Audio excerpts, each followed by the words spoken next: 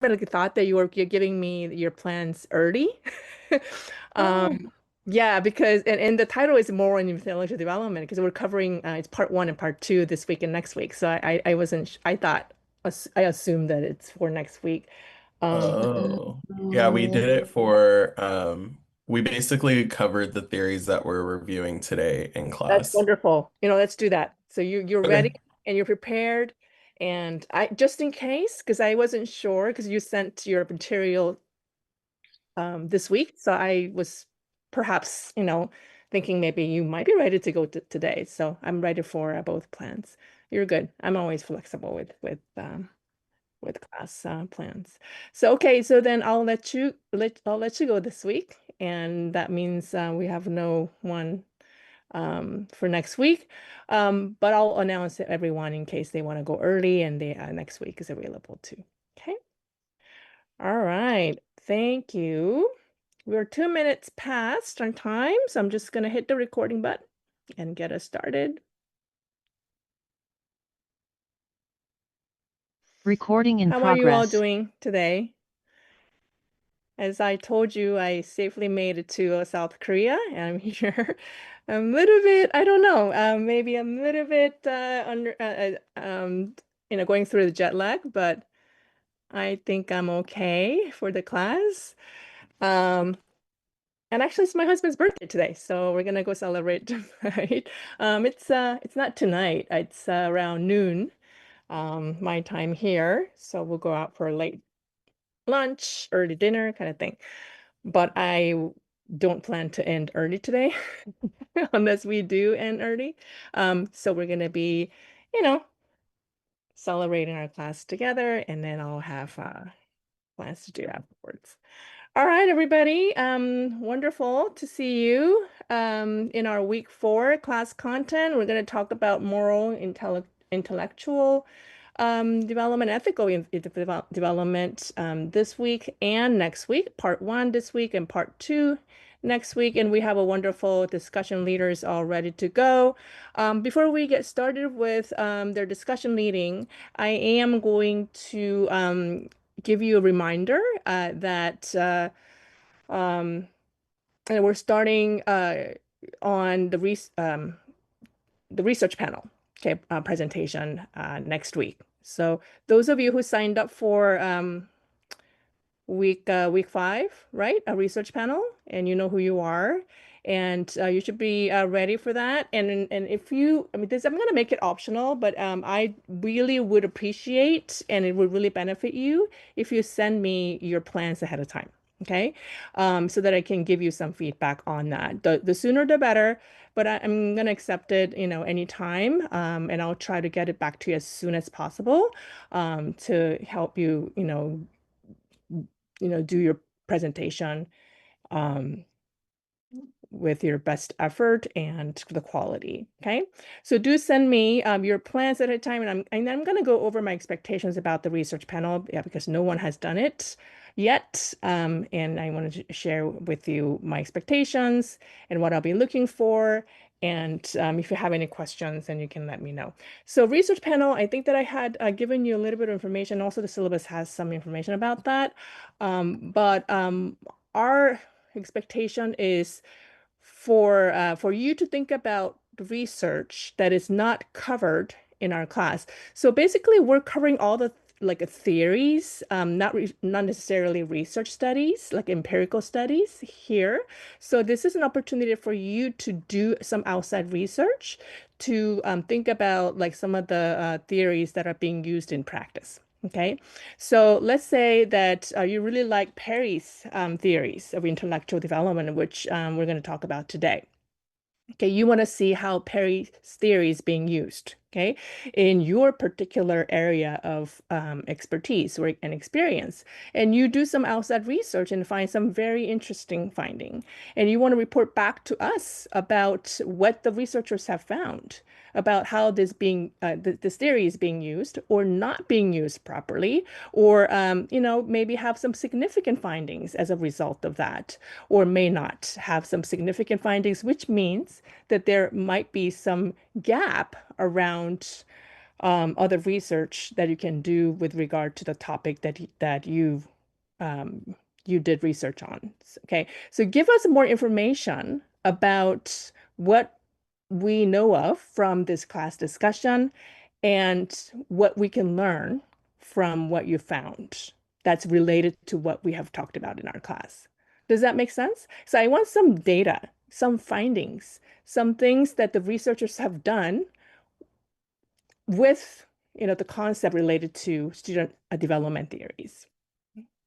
Okay. And give us some, of course, there's no good answer as to what constitutes a research finding. And I know a couple of you already sent me emails about your research, your critique paper topic, and which I'm going to talk to you about next. So that's great. So keep sending me your ideas, and I am happy to like give you feedback. I had already given those of you who emailed me with your thoughts, the feedback.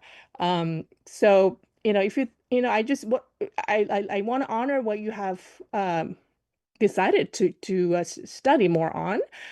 But basically, you really need to think about whether the research that you found is from a peer-reviewed journals or is it from a book that's from with an editors, right? So editors are overseeing the quality of the book.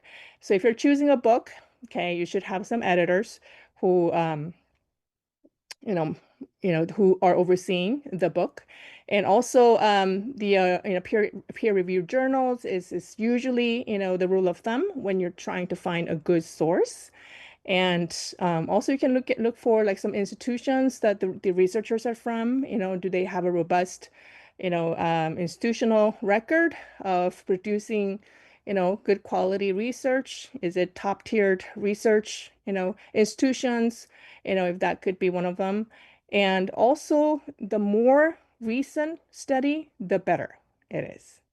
Okay, so the more recent studies, they are relying on what the past research have done. Okay. So that's what they do. And what we do as a researcher is try to build off of what other researchers have done in the past. So that's why we do literature review, right? So we do the literature review and then we find a gap or we find some consistency, meaning like some patterns that emerge throughout the literature. And maybe there's some gap and maybe there's some differences in the findings. And then we talk about that. And then we talk about what the research, um, how the research will fit into that, right? So that's what the most recent research does. Sometimes if you use more dated research, you do that for a reason.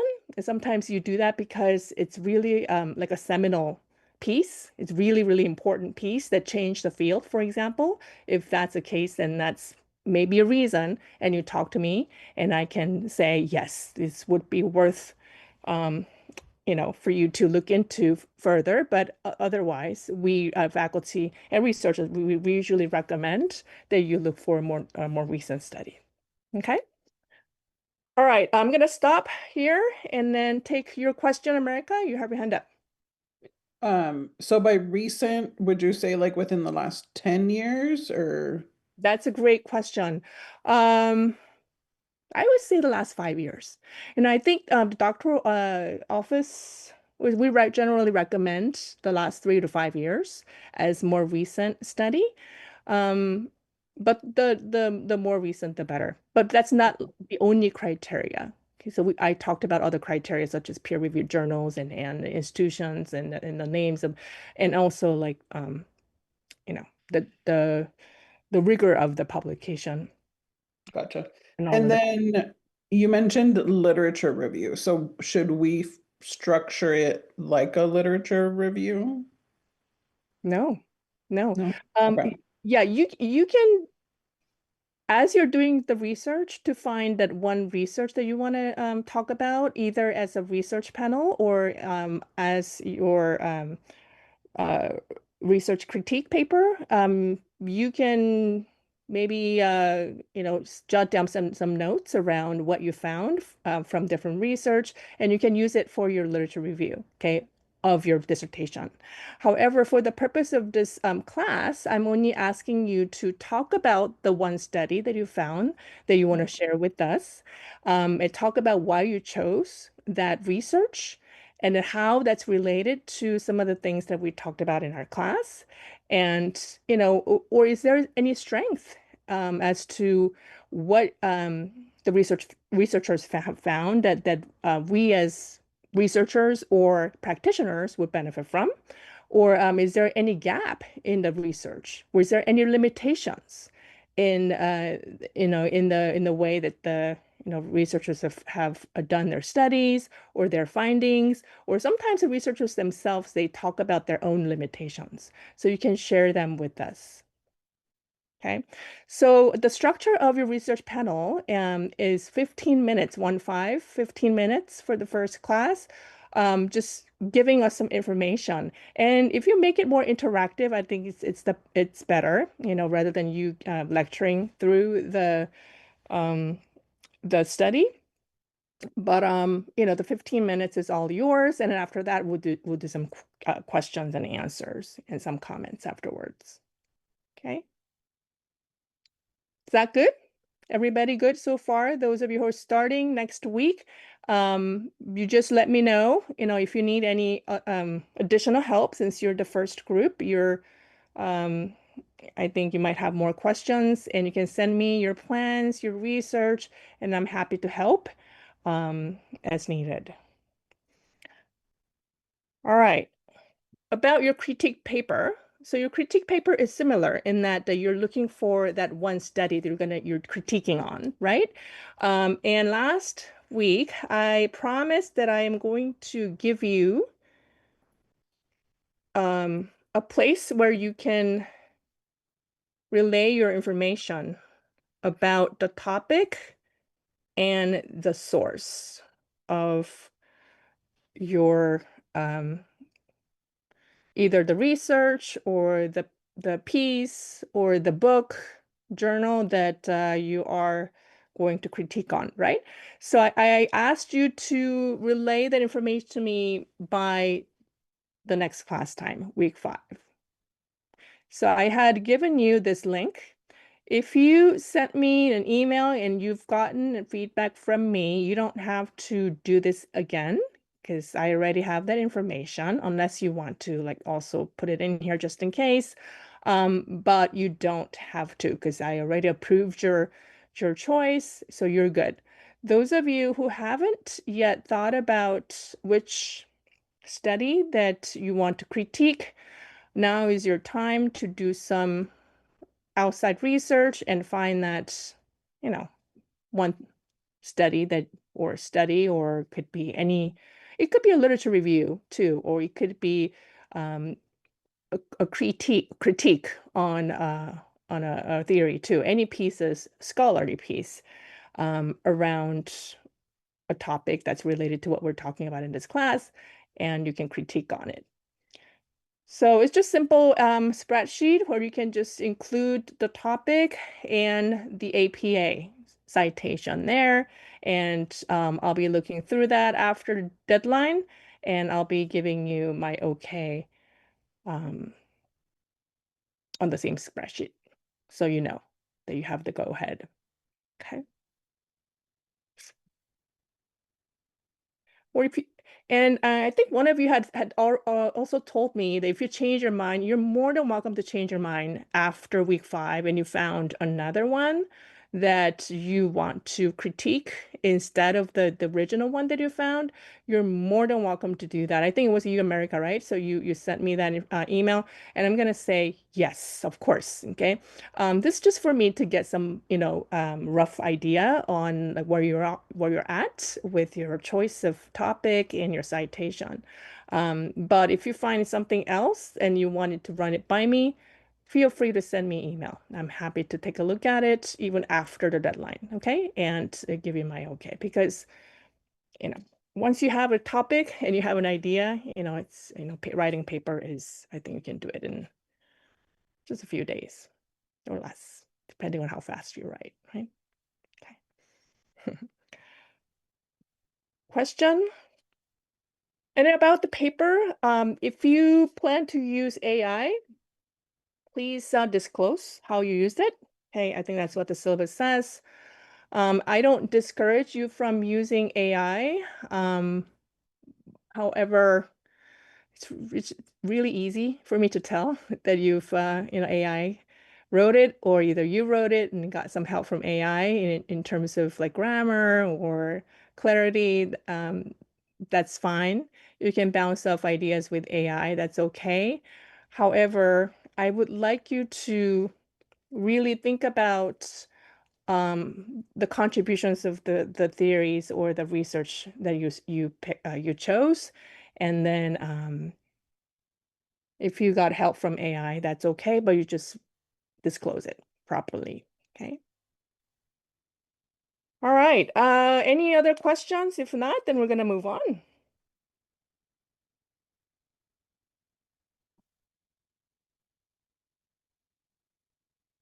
Okay, I think everyone's good.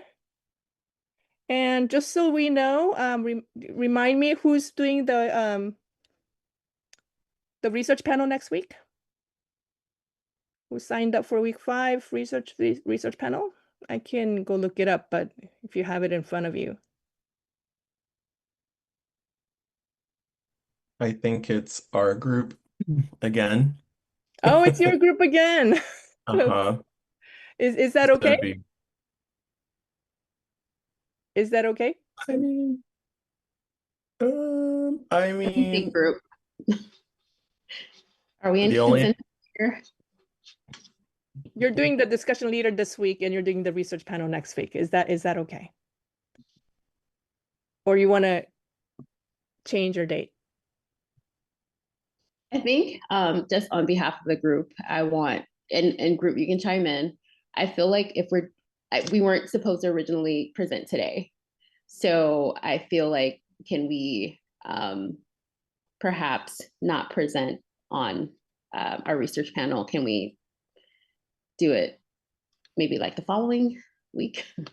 Just to give Yeah. us time in between. Yeah. Let's look up. I think that there is another group who signed up for it in week 6 though. So, but let me take a look at it, and you take a look at it and see which week that you want to do it instead. Okay, and you let me know. Is that okay? Okay. Um, all right, so let's get started with your groups discussion. All right, we're ready for you, and I think I'm gonna make you. Is there anybody from your group who wants to be a host, co-host?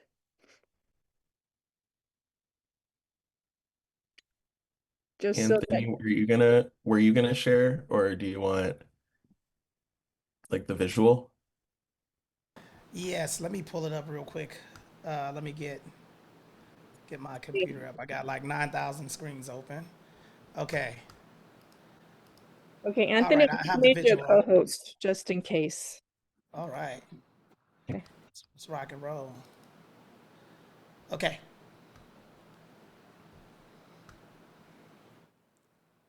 Can you all see my screen? Oh,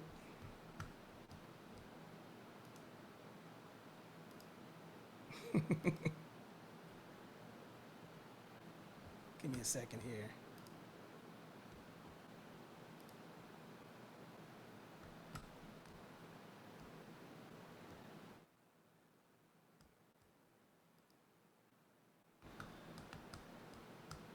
Give me 2 seconds. I got to pull up my notes.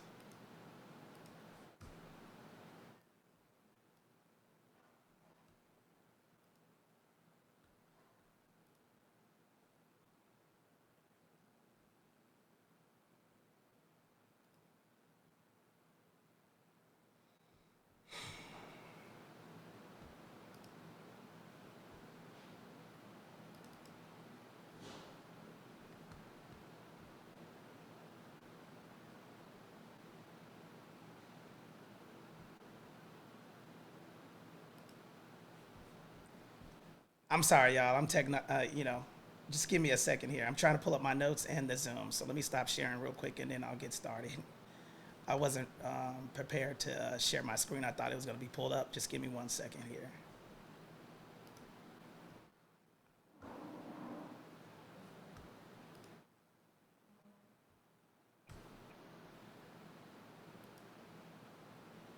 Dr. M, while we wait, forgive me. Where in the syllabus is the research panel? Like I took notes, but my brain is just not, it's just not doing that.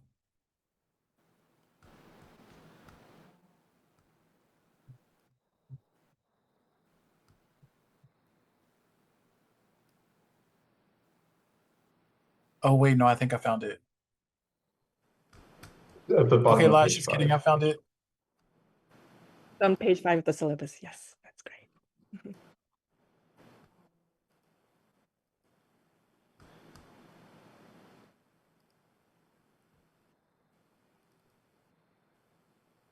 Okay. Everybody see the screen? I'm ready to go. Can you all hear me? Yes, yeah, we can hear you. We can see the screen. Okay. All right. Good evening, ladies and gentlemen. Today's topic is going to be the question of intellectual, moral, and ethical development. Here's a question that I like to propose to all of our students. What is intellectual, moral, and ethical development? Does anybody want to raise their hand? What do you guys think? Anybody can raise their hand. Anyone? Well, if nobody wants to raise their hand, I'll tell you what it is. In simplest terms, this is how students learn to think, make meaning from values, and how they decide what is right or responsible. Today, I will be discussing how Aves, Jones, and Stewart distinguish how knowledge counts and how it is centered indigenous ways of knowing. And then we're going to transition to Dana, and she's going to explain how Garvey connects intellectual development to real-life cases, identity, voice, conflict, and social justice. And then we're going to close out, last but not least, we're going to close out with DeAndre while he explains traditional theories of Perry's women's ways of knowing and reflective judgment, and why comparing those theories through a critical lens from Aves. The main question is, who gets to decide what counts as knowledge? In college, we often think of knowledge as something formal. What are those things? What are some formal ways that you all believe that we think about college? What do you think? Formal ways that we think about college?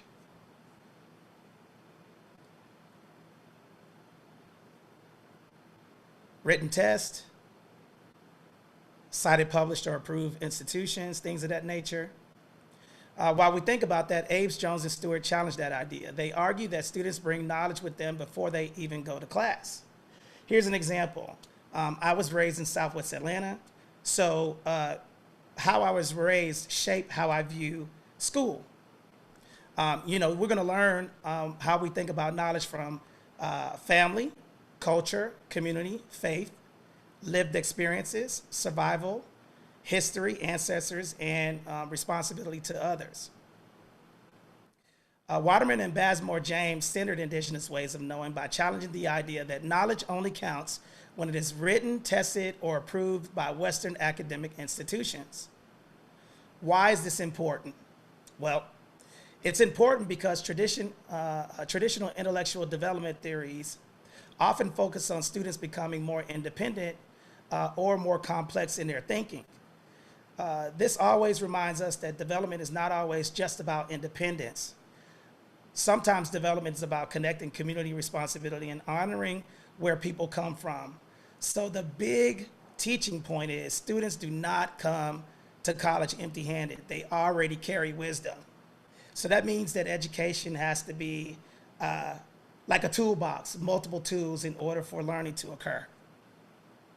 The real question for higher education is, do we recognize that wisdom or do we ask students to leave it at the door and conform to how college is taught?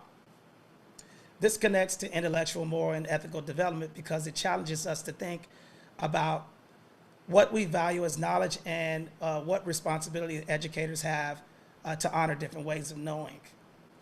So here's some questions I want you all to think about. How would higher education change if students' lived experience and cultural knowledge were treated as real knowledge rather than background information? And how can we shape the way that we teach in the classroom so everyone feels a part of growth?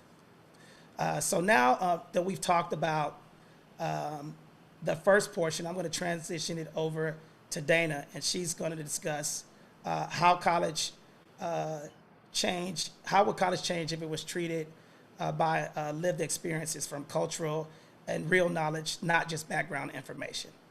Dana, over to you. All right, thank you, Anthony. All right, so a key takeaway from chapter 12 is that learning isn't just about memorizing information for our students. It's about how students make meaning of their experiences in the world around them, right?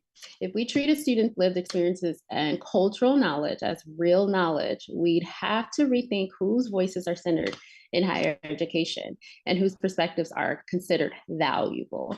I think students would feel more connected to their learning because they'd see that their experiences actually mattered in the classroom. So what is epistemological development? So if we agree that students' lived experiences can be a source of knowledge, the next question becomes, how do students actually come to know what they know? That's where epistemological development comes in. It helps us understand how students make meaning of their experience, determine what they believe is true, and develop more complex ways of understanding the world.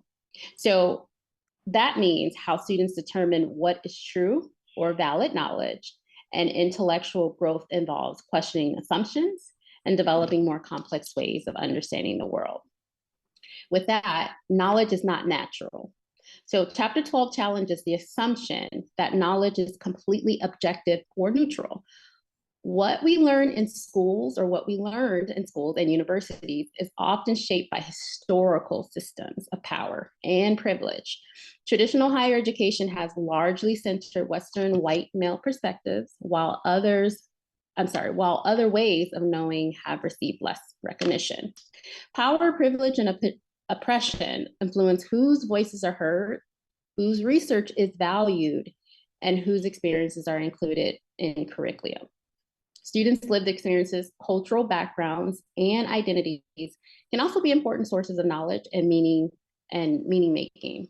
Expanding our understanding of knowledge creates opportunities for more inclusive and equitable learning environments. So for example, for years, the US history courses focused primarily on the perspective of political leaders and dominant groups. As scholars, we began focusing on Indigenous histories, Black perspectives, women experiences, LGBTQ+ voices. Our understanding of history became more complete. The events themselves did not change, but whose stories were included and value expanded. This is how knowledge is shaped by whose perspectives are recognized and considered legitimate. Chapter 12, again, challenges the idea that there is only one way of not knowing. So for example, the Indigenous epistemologies, Black feminist epistemology, and trans epistemology. With Indigenous epistemologies emphasizes that knowledge is rooted in culture, community, and relationships, and ethical responsibility, while Black feminist epistemology recognizes lived experiences, wisdom, and values as important sources of knowledge, while trans epistemology challenges systems and marginalizes trans voices and recognizes trans individuals as creators of knowledge. These frameworks encourage us to value students' identities, experiences, and cultures behind as legitimate sources of knowledge. Also in this chapter, it reminded us that learning is shaped not only by academic knowledge, but also lived experiences and perspectives. So how do we connect that to today's students? If colleges valued lived experiences as knowledge, students would see themselves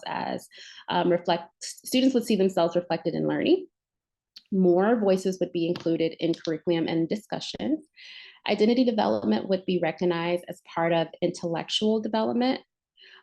Students from marginalized communities would also feel greater belonging, and learning would become more collaborative and less focused on one correct perspective. So now I'm going to transition this over to DeAndre, where he's going to discuss chapter 14. Awesome. Thank you, Dana. So, as Anthony mentioned at the start of our presentation, I'll close with explaining Perry's theory of intellectual and ethical development, Belenky, Clinchy, Goldberger, and Tarrell's woman's way of knowing, and King and Kitchener's reflective judgment theories, while comparing those theories through a critical lens from apes. Chapter 14 of Patton focuses on three cognitive structural theories that describe the epistemological and intellectual development processes of students throughout their experience in higher education. These theories were foundational to the development of what we've come to know as theoretical stages. These stages were presented as a set of assumptions about how an individual makes meaning of, adapts to, or orients themselves in different environments. So, to begin with Perry's theory of intellectual and ethical development, this was developed in 1968. And there's this conversation around position versus stage. And Perry preferred viewing developmental experiences on a continuum where one shifts from duality to evolving commitments. And so in the theory, he references these stages as positions. And so there's four of them. The first being dualism, which is finding ways to make meaning through a dichotomous lens of right and wrong, good and bad. Multiplicity, which honors diverse views and perspectives when the right answer is unknown. Relativism really alludes to the fact that context matters, and that opinions that we have should be backed by evidence and supporting arguments rather than being accepted as equally valid. And commitment, one's ability to make informed commitments about their lives while recognizing that there is uncertainty that exists. When we look at Belenky, Clinchy, Goldberger, and Tarl Woman's Way of Knowing from 1994, this theory highlighted the experiences of women through 5 epistemological perspectives or ways of knowing. Those 5 ways of knowing include silence, which often represented feelings of not having a voice or being dependent on authority. Received knowledge, knowledge coming from an external source of authority. Subjective knowledge, trusting one's personal experience and intuition. Procedural knowledge, learning how to effectively evaluate claims with the use of evidence.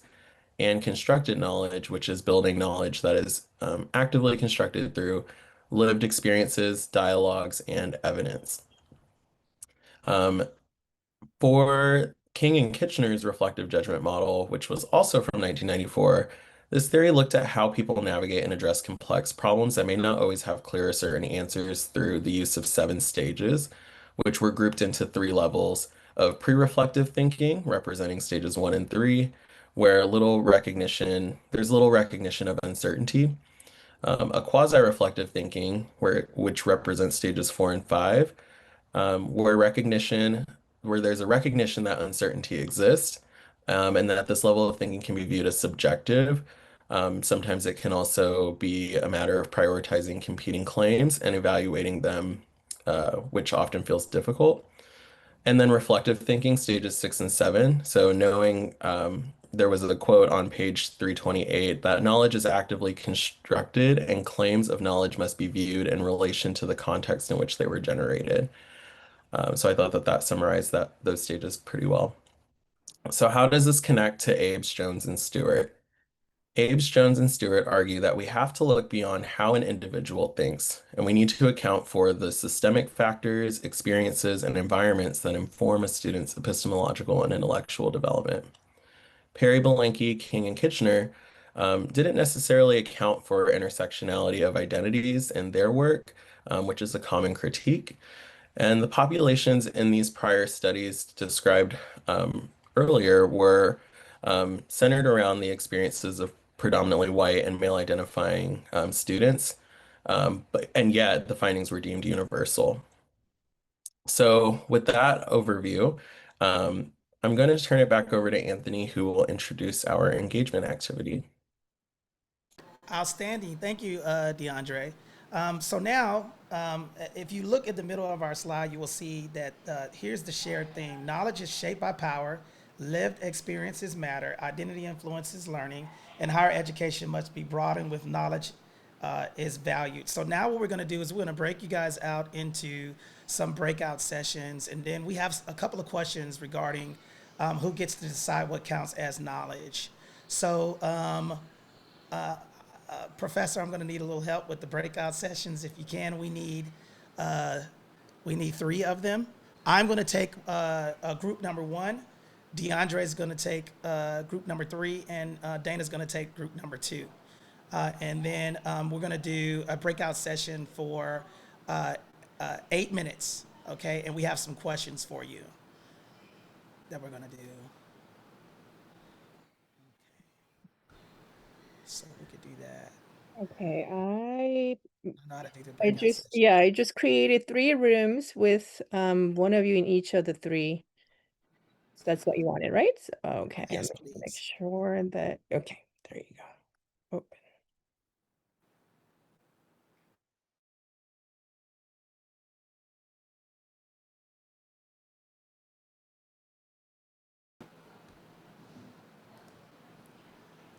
All right. Okay. Hey, crew. Okay, so I have a couple of questions for you that I'm going to. How's everybody doing? Good, no complaints. Okay, fantastic. So I want to pick. I need one person to be a moderator. Who's going to be the moderator? Ernest. Ernest. Okay, and who's going to be the note taker? All right, Lewis, you're going to be the note taker, and Christopher, last but not least, you're going to summarize what everybody is discussing. Okay, so Done. here are the questions that we're going to propose to you. Okay, give me a second. I'm going to pull them up for you guys so you guys have them. All right, so question number 1 that I have for you all is whose knowledge is usually treated as legitimate in college classrooms? Okay, whose knowledge is usually treated as legitimate in college classrooms, and whose knowledge is often questioned, ignored, or dismissed? Whose knowledge is usually treated as legitimate in college classrooms, and whose knowledge is often questioned, ignored, or dismissed? Okay, that's the first question. So, open panel, you guys can talk it out. I want to say the professor, but curriculum development, and if you're an adjunct, it's not really. I mean, I would say that's more of authority, less knowledge base. So, like the instructor's in a position of power, but take, for example, like a graduate program, like what we're doing. We're all knowledge experts in one way or another, and we have agency to challenge one another. So, I don't know if it feels weird to default to the professor, but that's what I'm going to say. Okay. What was the last part, Christopher? We're all well versed in knowledge and we can do what? Yeah, we're all like knowledge experts. Like in a college classroom, if it's a grad program, or like what we're doing, post grad, then we can challenge each other. We have a little bit more agency.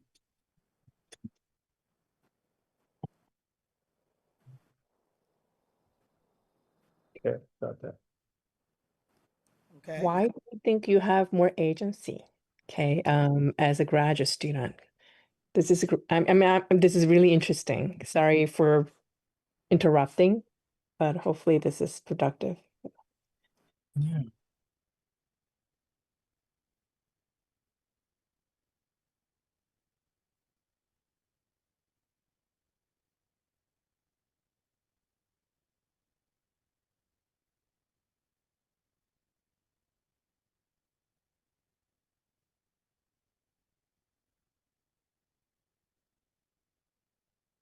Mhm. I mean, but don't you all think that higher education often utilize Western academic knowledge as objective, and while questioning lived experience, right? Oh, for So sure. you know, Yeah. when we were talking about that, I mean, think about kids coming from all walks of life and they're coming there going to a structured system that does not fit. And, you know, there's a lot of people that don't feel pride and belonging, right? I think that's one of Perry's, wasn't that? Hold on.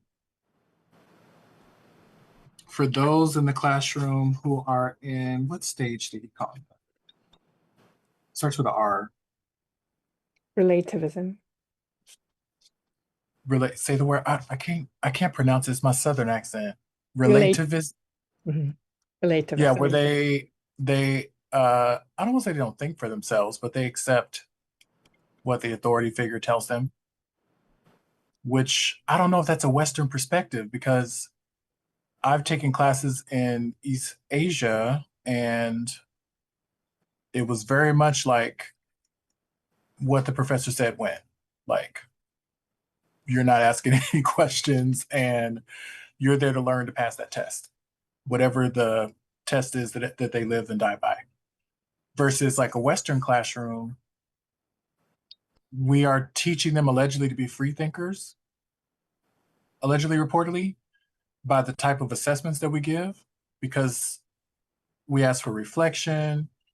I don't know. I mean, Dr. MMI, Well, you're on the right track. I mean, traditional, you know, if you look at traditional student development theories, often, you know, they often privilege dominant ways of knowing, overlooking experienced or marginalized students, right? Because it's so structured, you know. So the way and I in the West, we go to college to become professionals, professionals, i.e., tolerable, closest to white male centered in the economy. So in my head, like knowing what I know now, I don't go to college to be a free thinker, if that makes sense. yes, it does. Okay. But that's what I know now. Undergrad, I think I thought it was like freedom and I'm going to grow into a better person. Well, I have a deeper question too that I want you guys to think about. How would higher education change if lived experiences, culture, knowledge and community, and wisdom and ways of knowing were treated as real academic knowledge? Well, see, that's how it was at my HBCU. Exactly. I mean, we didn't have to talk about it because we all had a pretty shared experience. But then they say the same thing is true for the elite colleges. Like if you come from an elite background, then the same is true there. There's affinity. But I don't know. I don't know that you can do that all the time in higher ed.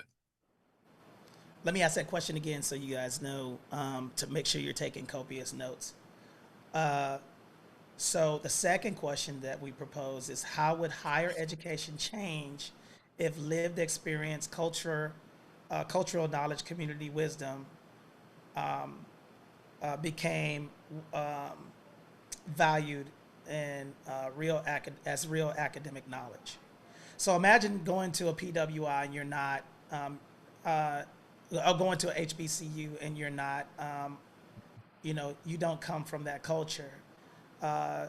Do you believe that it would be the same way as a foreign person or an urban person going to a PWI?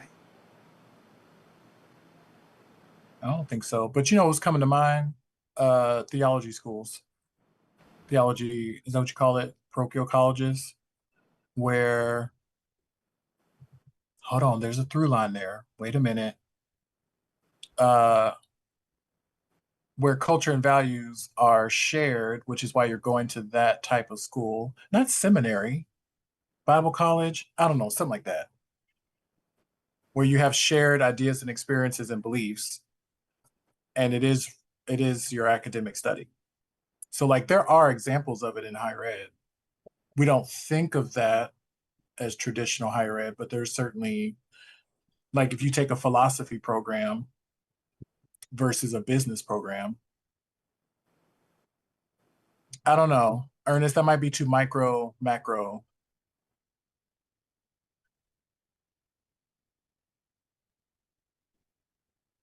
Yeah.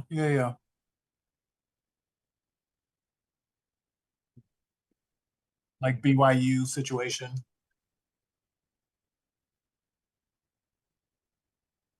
Mhm.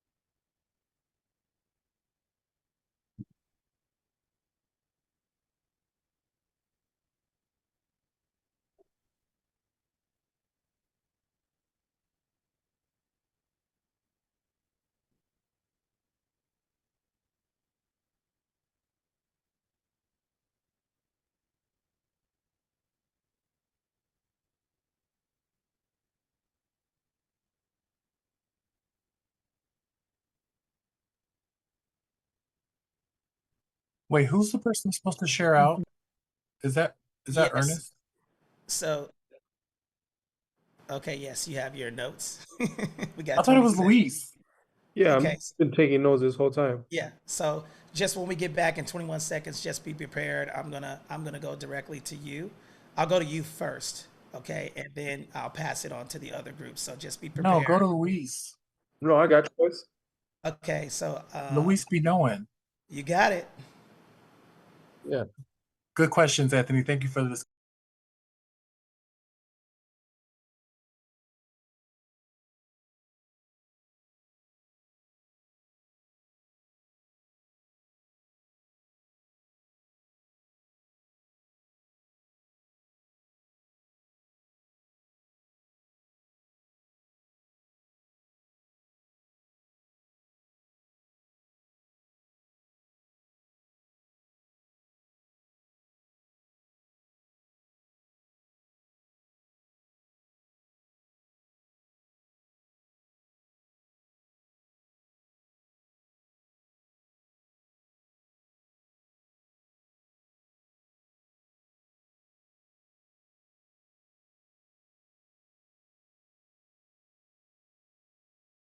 Right. Recording Give me in 1 second progress. here. Let me go over the.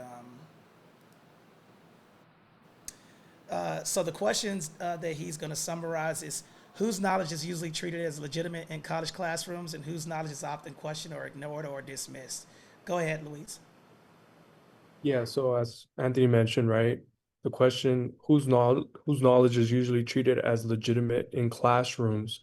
We went with the slow progression of discussing traditional role, like the professor usually has the legitimacy having to do with like curriculum development, being adjunct, and having the most authority or the position of power.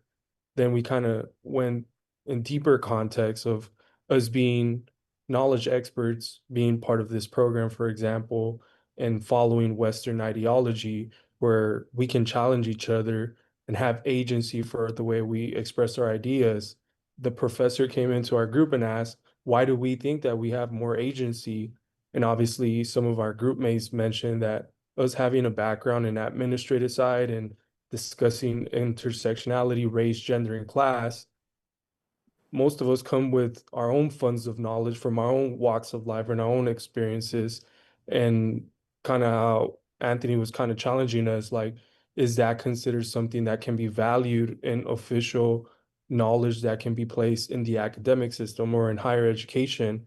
And it's something that is part of, I guess you could say, the Western ideology, as some of the group mates mentioned that in other parts of the world, the dominant ideology just comes from the professor and no one can deflect or push back on that. Everyone just takes it as legitimate and the only way of thinking.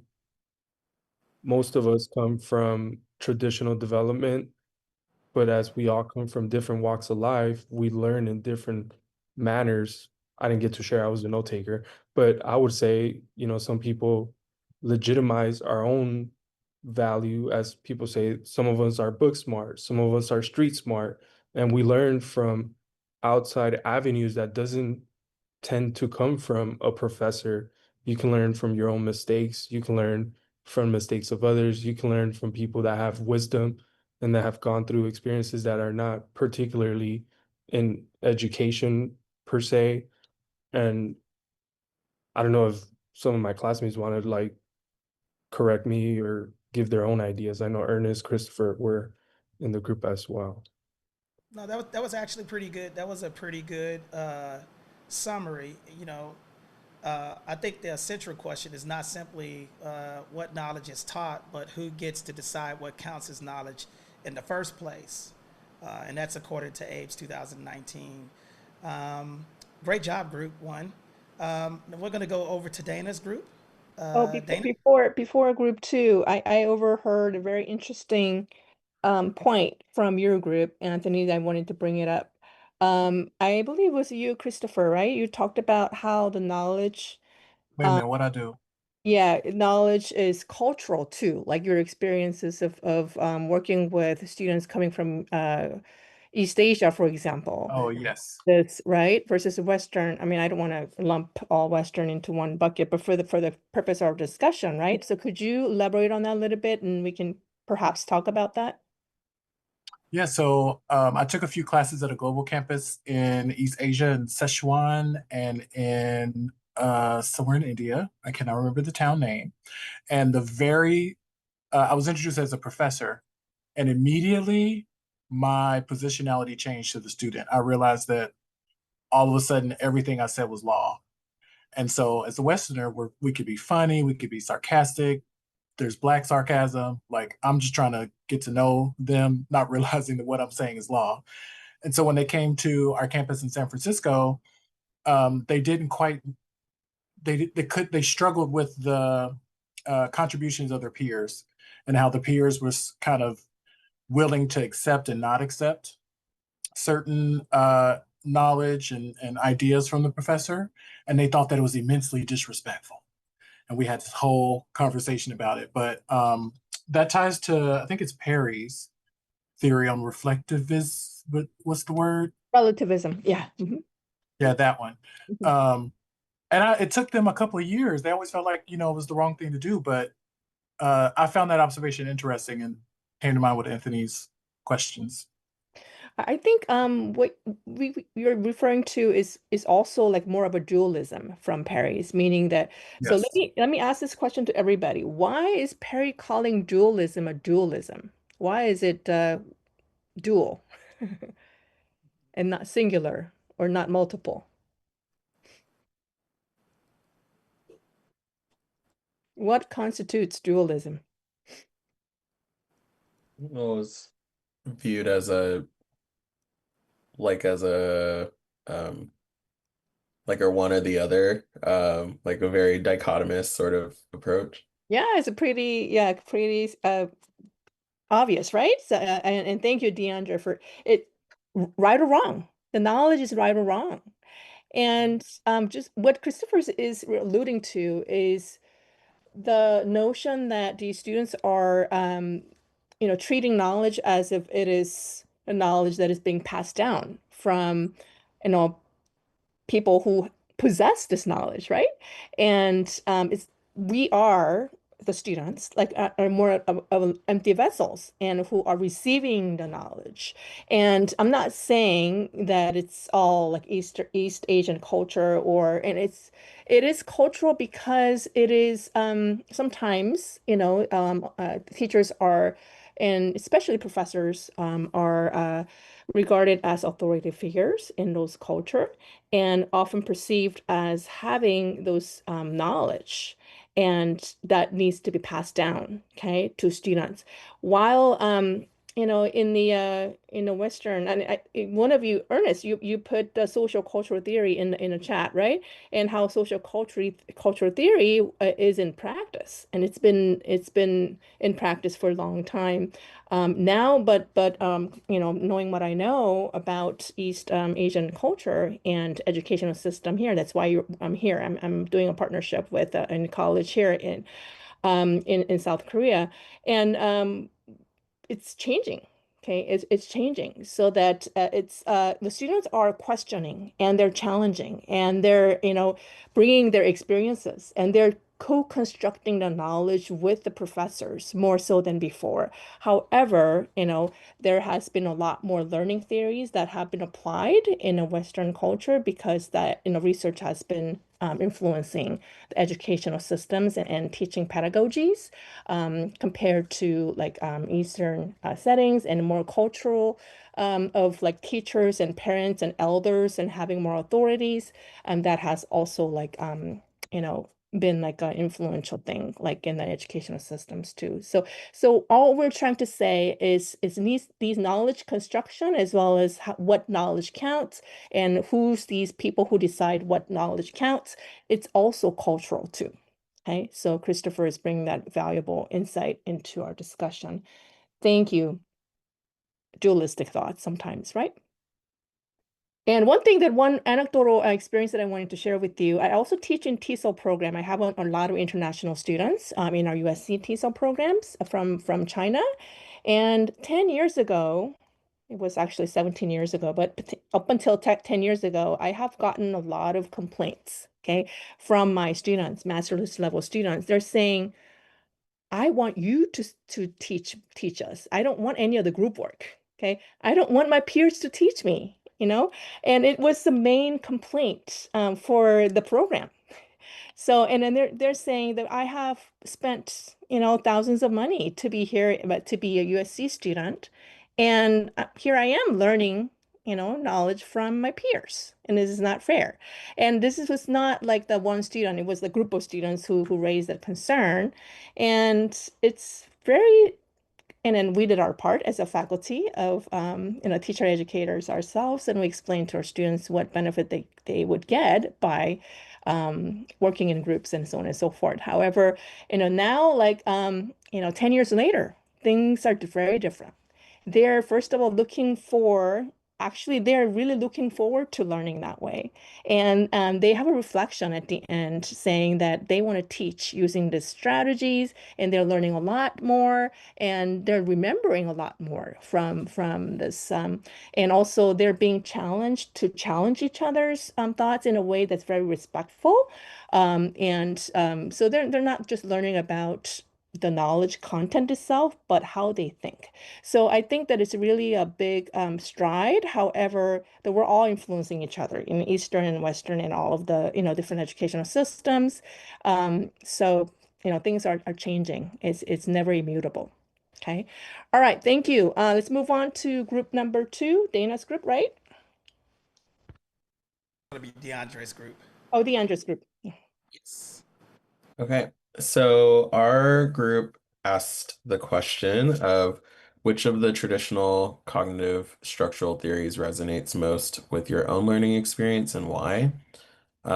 We were kind of just diving in, so we didn't assign a someone to share out. So I'm going to just share out like a brief summary of what we discussed. But it was interesting to see how folks landed. So I had shared that I felt like the one that stood out to me the most was uh, the reflective judgment model, just based on my own experience of navigating various issues throughout education, and the feelings of uncertainty that I felt trying to better understand how to move through some of the challenges that I was facing in my younger years of school. Um, Peng shared that Perry stood out to him, and then Sam Marine, Erica, and Daniela spoke to their experiences, and really the application of Belenki's Woman's Way of Knowing, and how that showed up in a variety of different ways for each of them. And so, in an effort to honor their experiences, if anyone else in the group wants to share a little bit about what they shared in our group together, you're welcome to. But we all divulged a various degree of personal pieces, so I just want to leave space for that. I could share mine. So, So I was sharing the group is that like I picked women's because like growing up, I was really shy and quiet. Because I was bullied really bad when I was in elementary school because I was different, how to learn, because I had a learning disability and I was in special ed classes. But as I got older, when I started college, that's when I was forced to kind of talk more and be vocalized and everything. And even when starting my career, like, yes, like I was vocalized, but also quiet at the same time because people will not take me seriously because I don't have a leadership title or saying, "How old are you? You look super young," like questioning like my work ethics. So until this day, like I still get that. And even when there's things that's going on in campus or like in work, like I just stay quiet because at the end of the day, like it just gets dismissed. And I see that like in the society that we live in, I feel like they will like listen more like men instead of women's because they think that men's mindset is better than woman mindset. And so that's where it sucks because I feel like I need to have my doctorates in order for people to take me seriously. And it shouldn't be like that, you know? So that's where I was sharing that to my team. That it sucks. Like, would it change? No, that's kind of the society that we live in. I also shared how I related to the woman's way of knowing, similar. I also was very quiet and shy in my K to 12 experience. I was really experienced the silence, right, of being voiceless, being obedient, the model student, but in terms of being like a teacher's pet, but not really engaging as much with other students. And I kind of felt like I was really receiving knowledge as it is, right? Like this is what it says in the textbook. This is what I need to learn. Throughout my K-12, but also in undergrad and graduate school. Also, when I was studying for my CPA exam, it's basically reproducing the information in the way that you are taught it. And really learning the system that this is how this works, right? By listening to others. The subjective knowledge really came to me when I switched my career from working at a CPA firm as a financial auditor into the community college space in my faculty role. And that's where I really saw like that shift of like, okay, well, what is it, how I want to teach? How do I want to be portraying information to students and to my campus community and just understanding the procedures, right? Like both in industry and also in the educational higher ed, just kind of understanding the procedures of how things work. And then I think now that I'm in the doctorate program, I feel like I have a lot more awareness and confidence for the constructed knowledge.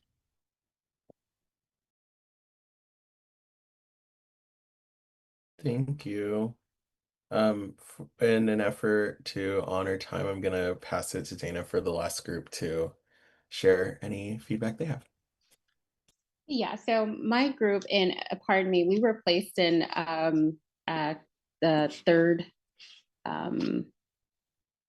group. So I stole your questions, DeAndre. So the group did navigate through questions 1 and questions 2, and I don't know who was the reporter for questions 1 and 2. That was me. Okay, take it away, John. So thanks. So I will put in the chat. Maybe everyone's put in. I'll put in the chat the questions that we were talking about. There we go. And essentially, so in response to the first questions, a couple of people talked about their own experiences. One person talking about being a first-generation student, going to university, and then leaving, working, and then coming back. And they said they left and then came back, and then they had developed as a person, but the system hadn't developed with them. So they'd identified through that development a real lack of like student development theory in action. There was a problem happening in higher education because it wasn't sort of adapting to who they were and how they had changed. Someone else talked about how they were going through, as a first generation student, working full time and going to school at night. Might be the same person. My notes are a bit confused. And cognitive development was based on their environment, and she was still unlearning certain things. And I thought that was a kind of interesting way of talking about it, like unlearning certain things now, later in life, going through higher education, but unlearning things that they'd been taught by the system, essentially. For the second question, we talked about sort of experiential learning and working within the community, and how education settings and service learning opportunities are important aspects of education, which called back to what I think it was Dana said initially in terms of learning isn't just memorizing, and talking about those concepts of learning happening outside of the classroom.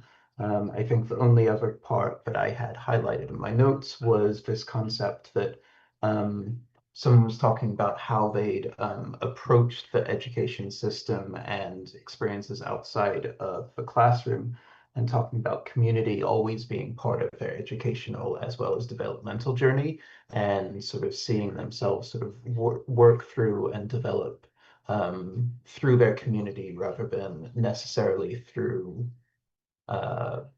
you know, learning and memorizing in a classroom setting and learning in a hierarchical context.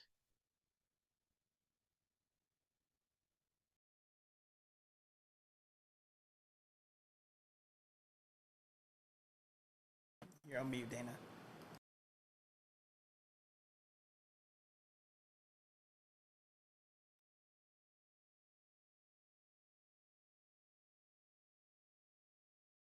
Is there anyone else that would like to share? Dana, you're on mute. Go ahead. Okay, no, I was just gonna say thank you, Josh, for that. Anyone else want to share? Okay, for the sake of time, thank you to my group for participating. What I did notice about the group is that we all had common themes, and somehow we're right here where we need to be in this course. So, thanks.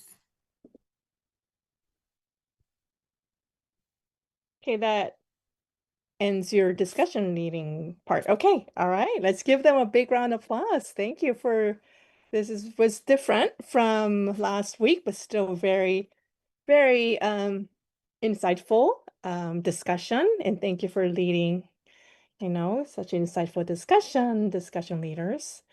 I have a question before I send you off to take your break. Do educators help perpetuate the status quo? Or do we resist the process of, I know that we're all striving to resist the perpetuation of status quo, but I overheard some of you talk about it, and also like, who advocates for this knowledge, right? In the college level and higher ed, is all westernized. And then we talked about how dominant power group knowledge is still being perpetuated, and we are, as an educators, we're the agents of those institutions. So what do you think about that? Dana, you have a hand up. So this is interesting, that Dr. Min, that you bring this up, because there was a conversation that, so I do adjunct teaching, and there was a conversation with some tenure faculty and adjunct, and it was more so, it was a healthy conversation, but it was about structure and how what they consider what should be taught versus what shouldn't be taught. And it was interesting because I noticed just like some of the younger, more newer adjunct faculty like myself and a few others, we had different perspectives versus the ones that have been at this for 20 plus 30 years. And I found it was interesting because we were ping-ponging off of each other, but we did disagree, because we did say that as times change and you're getting different students are coming in. If you can remember, we have students that went completely virtual during the pandemic. They didn't even have a traditional style of learning. Well, those students are in college, and we have to be able to adapt to, you know, working with those students. But there were some tenured faculty that disagreed. Yeah. And that was kind of like a awakening for me to kind of understand that there is a generational gap. And some educators refuse to change. And so that's what I gathered out of that. And this is what's happening in the classroom, and this is what's happening in higher ed. And I think that's where the division is happening too, is that you have differences of educator styles. Mm-hmm. So thank you, Dana. So educator styles and generational gap and their the context they're in, and DeAndre in the chat, and you talked about it and how it depends on a variety of factors. And I think, you know, you mentioned some of the factors that might you know, have a say as to you know, whether or not that we're playing the role of perpetuating the status quo or not. Ernest, you have a hand up. Take it away.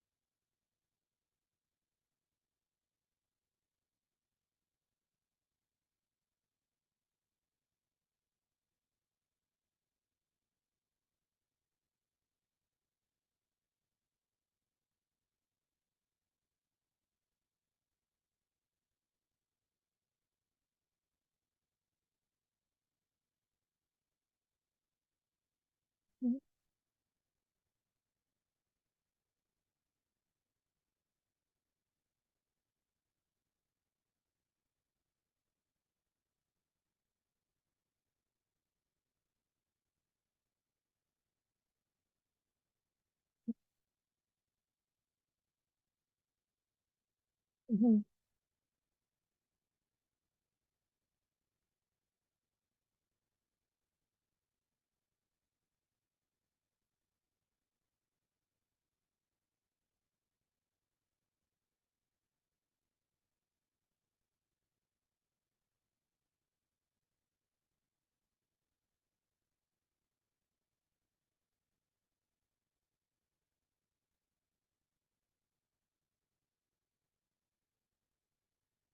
hmm And with the advent of AI, I think it's only going to make it more complicated as to what counts as a valid knowledge and what counts as invalid or less regarded knowledge, and who gets to decide what. And different institutions have different policy regarding, you know, how AI should be used and what AI should be taught and all of that too, on top of what you said. Thank you, Ernest, for that. Wonderful. Anthony, you have your hand up.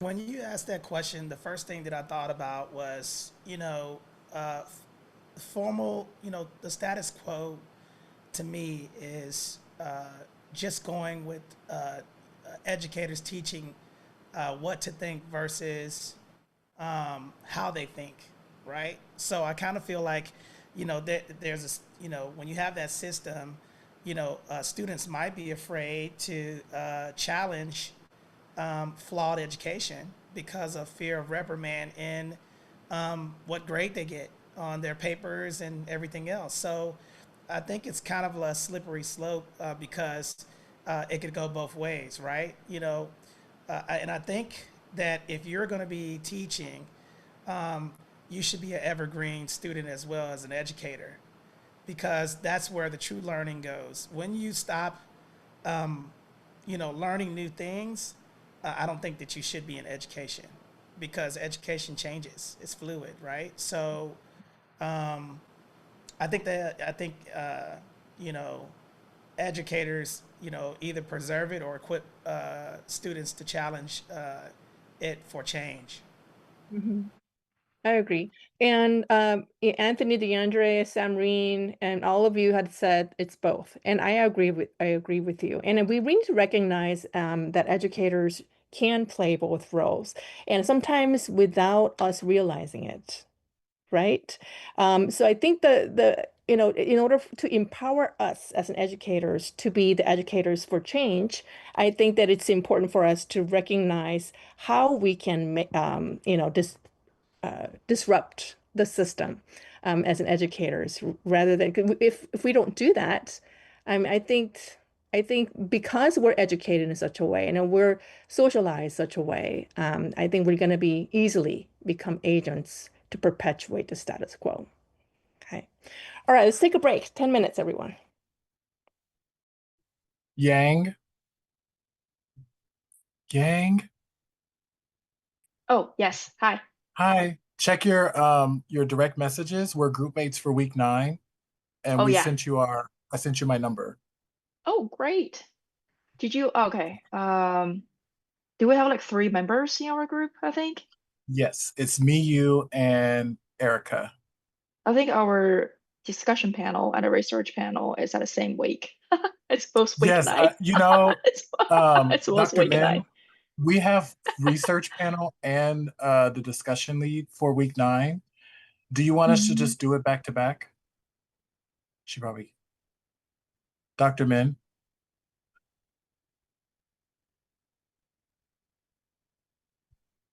Sorry. Good. What was the question? Time. No worries. We're group 9 or week 9, and we have research panel and discussion at the same time. Do you want us to just do ours back to back? Like our presentations back to Yeah, back? that's fine, because we have both a research panel and discussion leading. But if you rather do it in one week, you can do it that way too. Okay.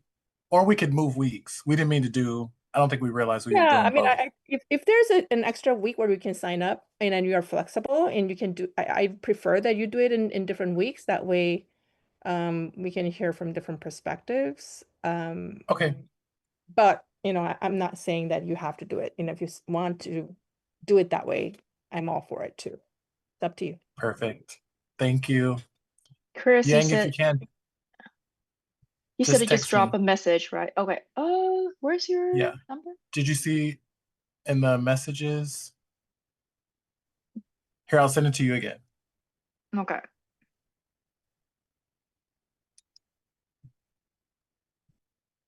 And who was our other group members? Let me see. It's Erica Smith. It's Erica. Okay. Yeah. So if you could just text me, and we'll do like a group chat situation. Okay. I'll text you my phone number so we can Thank you. Enjoy your break. thank you. I'll see you later. Bye.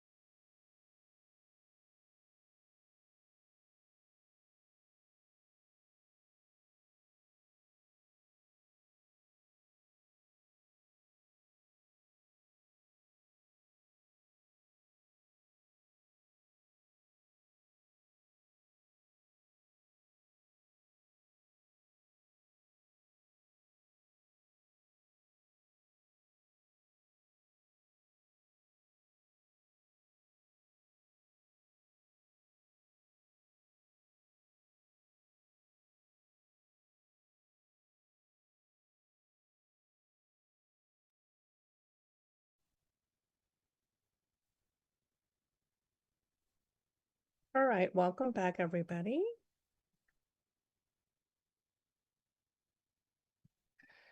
So the discussion leaders did a great job of talking about the theories for today's class, and with Perry's theory being the main traditional, I would say, first wave seminal piece, though, Perry talked about dualism, multiplism, relativism, and relativism committed. So as we have talked about, those students who would believe that there is right or wrong answers to the knowledge, and they tend to believe in dualism, right? And they would think that is a dualistic thinking. The individual perceives the world in black and white terms with clear-cut right and wrong answers. They view knowledge as absolute and handed down by authoritative figures. So behaviorist approach, those of you who are familiar with learning theories and behaviorist approach would be like, influenced by this dualistic thinking and how knowledge is transmitted to students. Multiplicity and relativism. Can anyone tell me the difference between these two?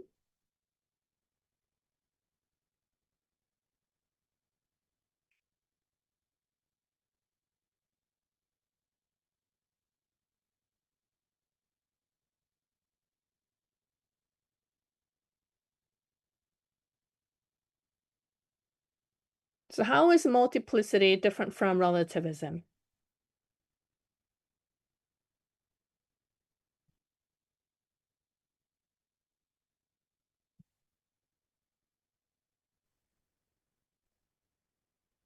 I think multiplicity is about diverse views, and relativism is more about contextual truth.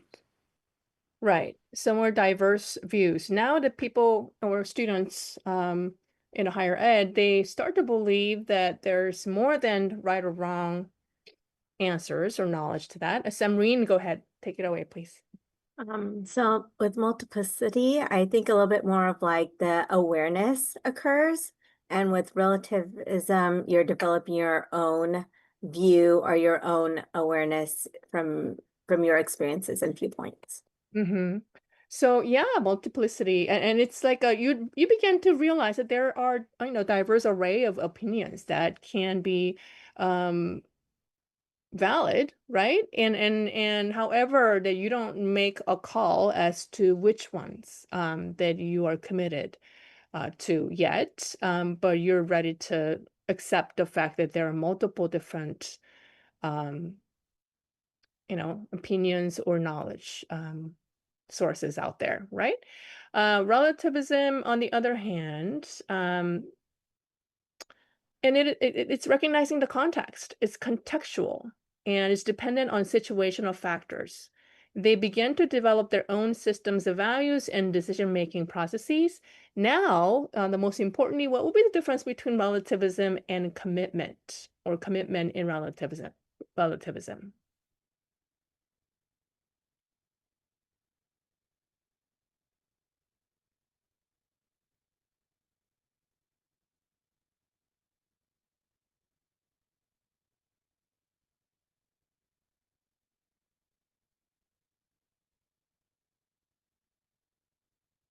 Mhm.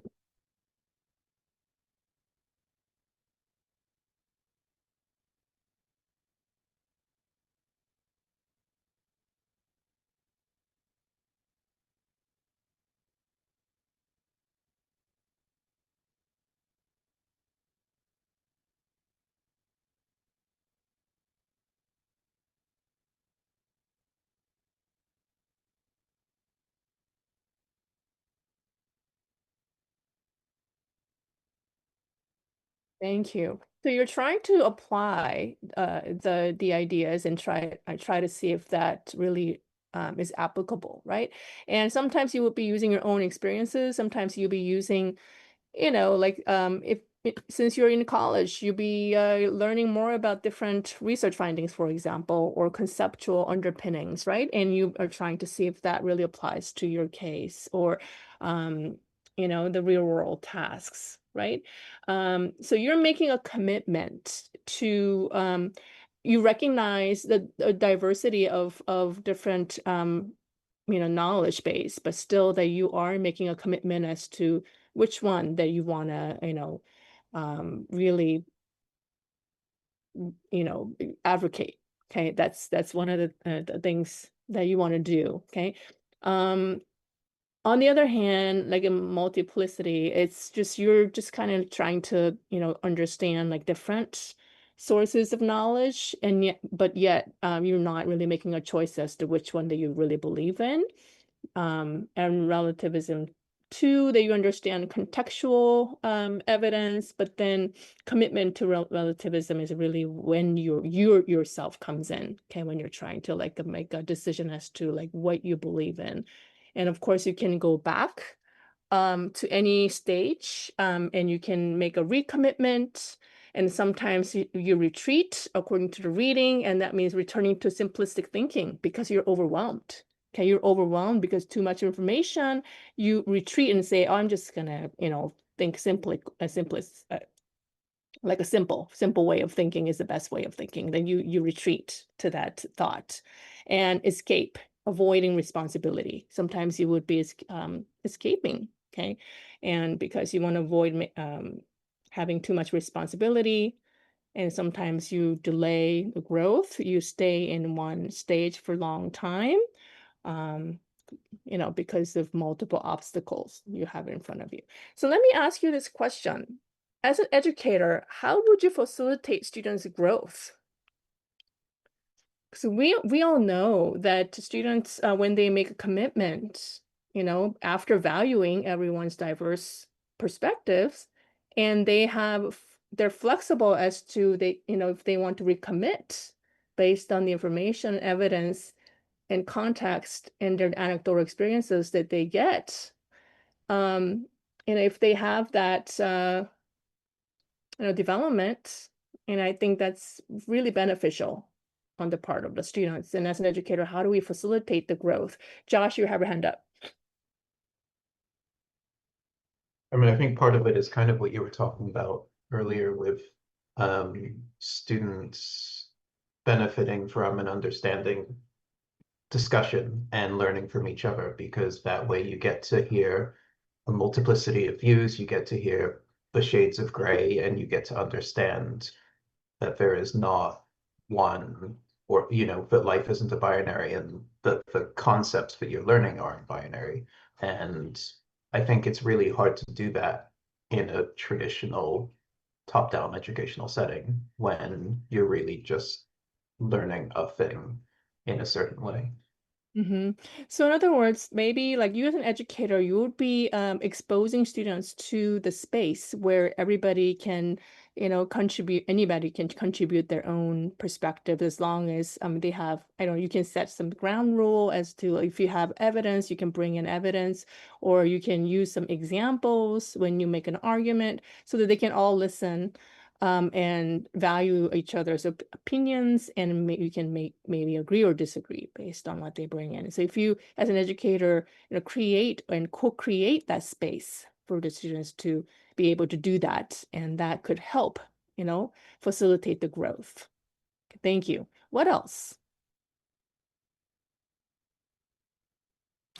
The readings do talk a lot about this too. What would be the role of the educators?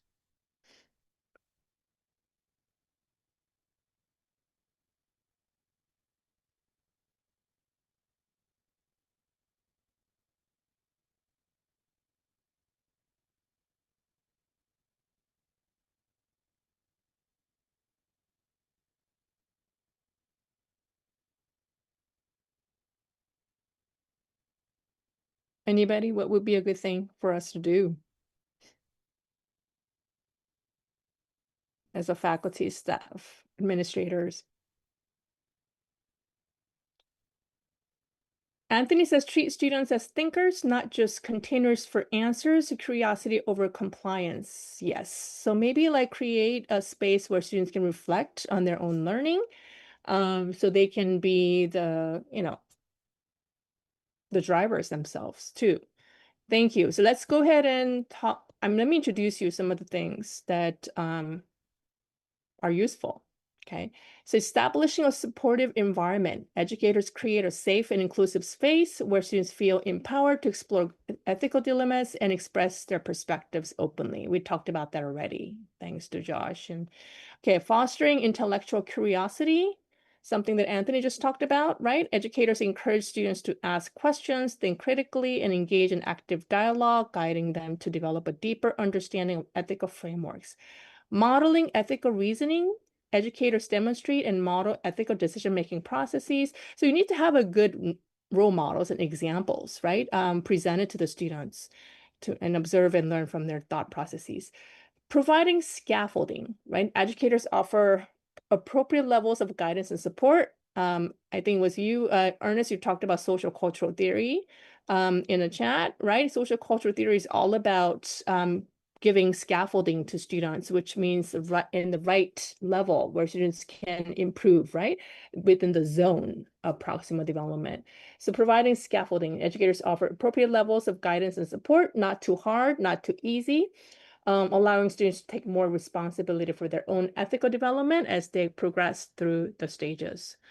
Encouraging reflection, educators facilitate opportunities for students to reflect on their ethical experiences, challenges, and growth, promoting self-awareness and personal development. So reflection, scaffolding, modeling, fostering intellectual curiosity, and supportive environment of space. Okay, these are some examples. And of course, based on your context and your purpose, you can come up with some very actionable plans for your students. So let me give you an example of what a Southern Illinois University did. And Professor Anne Gribben, and she used Perry's scheme to develop and design a course. Okay, so how would you apply Perry's theory in designing a curriculum, for example? So let me give you an example of what Professor Gribbons did. And she, of course, published her findings. So the first strategy was to plan the semester as a progression through the positions of Perry's scheme. And some of the examples of what she did, okay, were the following. Early lessons focus on instructions that have students arriving at the same answer. So what does that mean to you? What does this remind you of from Perry's theory, the first bullet point?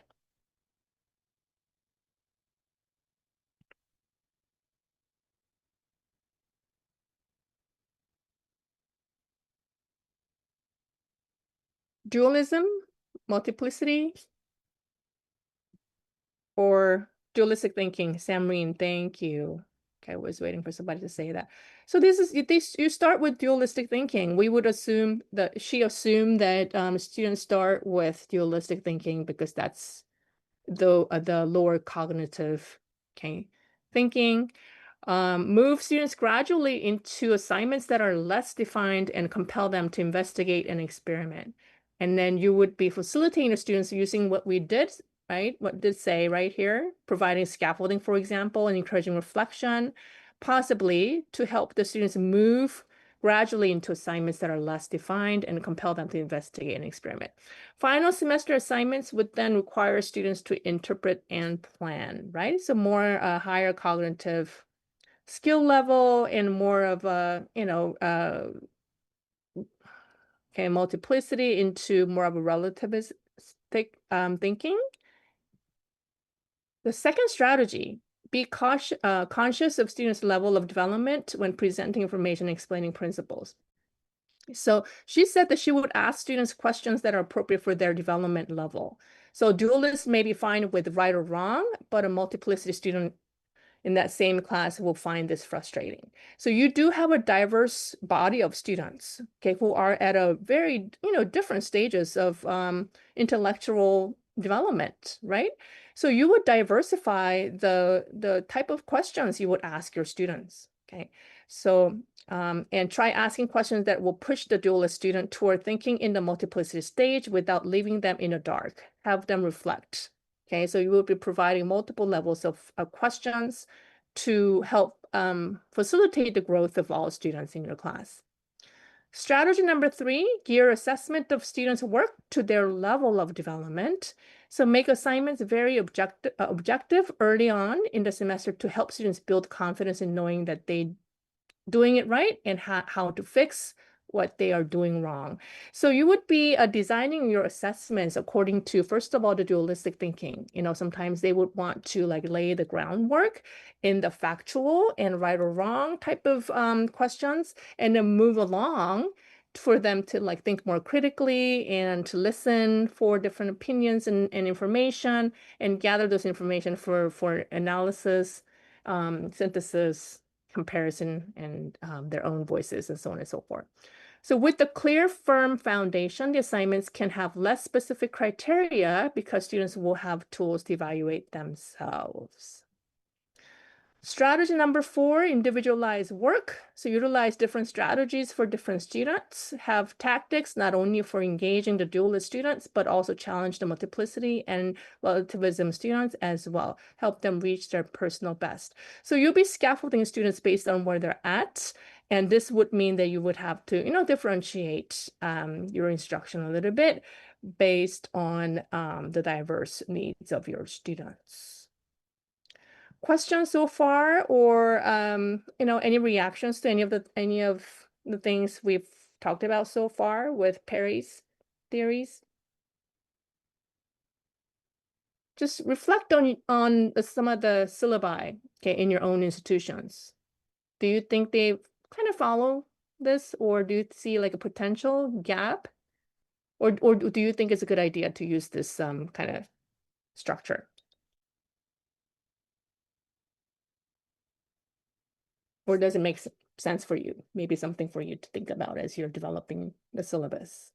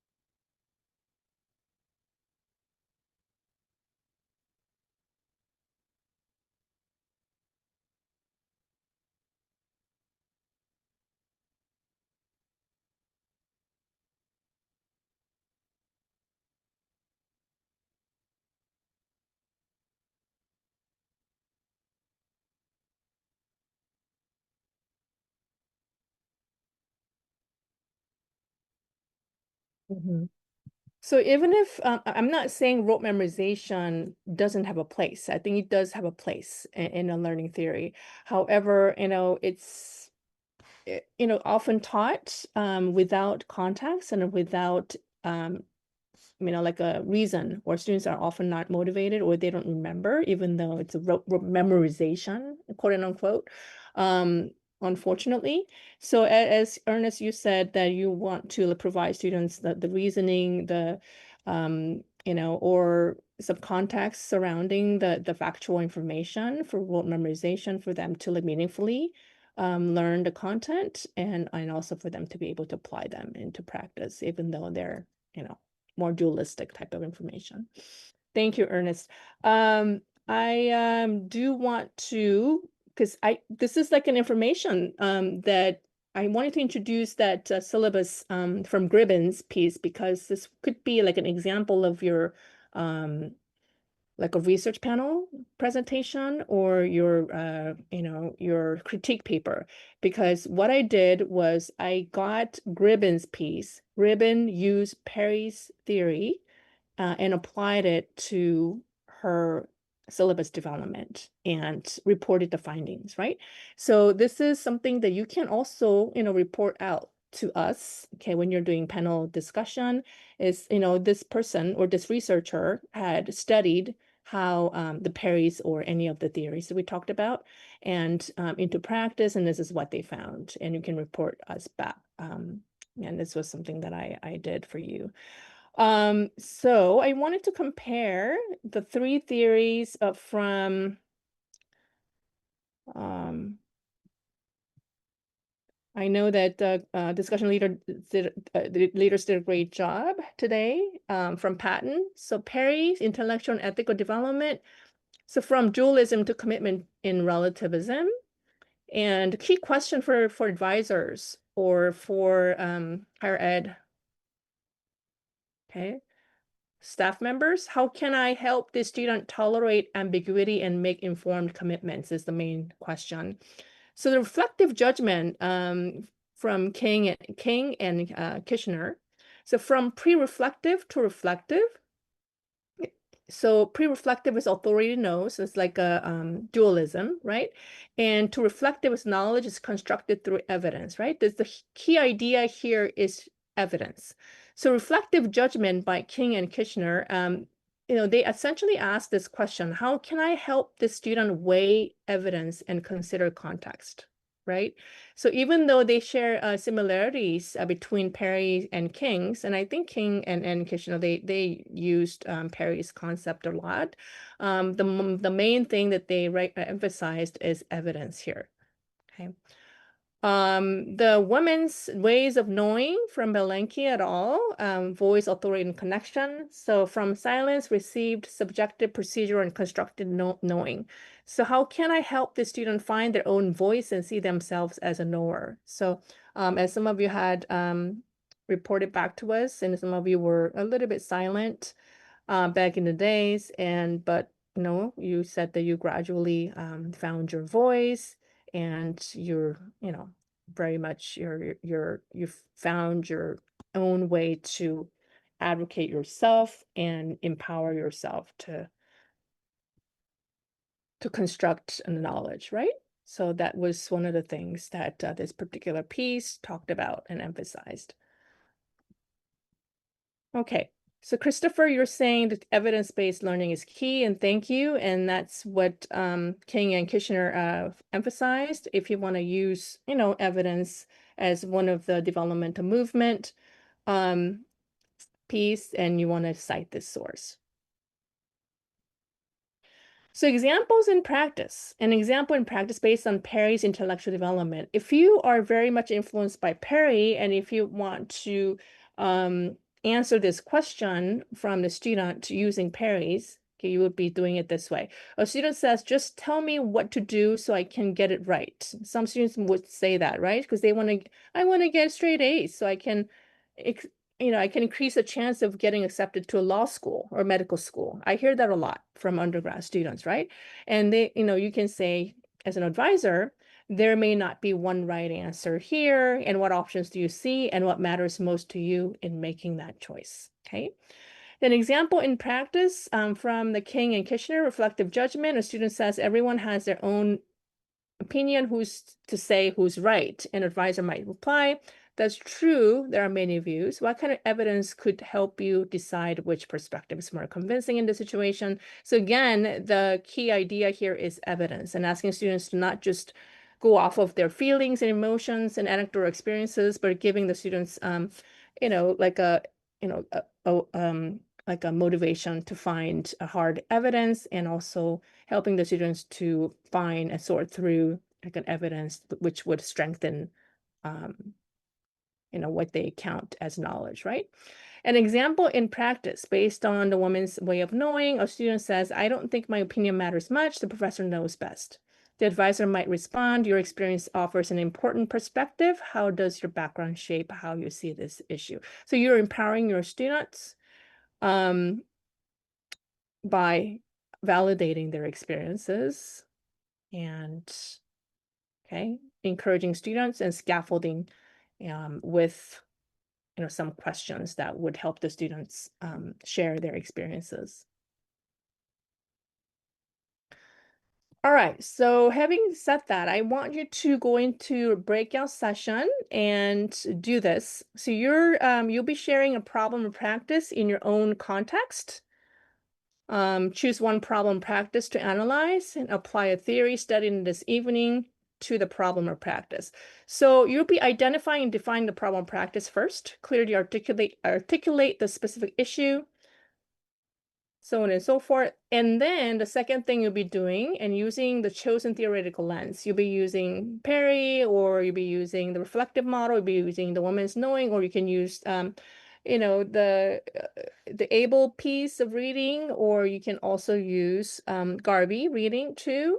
And then maybe talk about what would be the issue here, okay?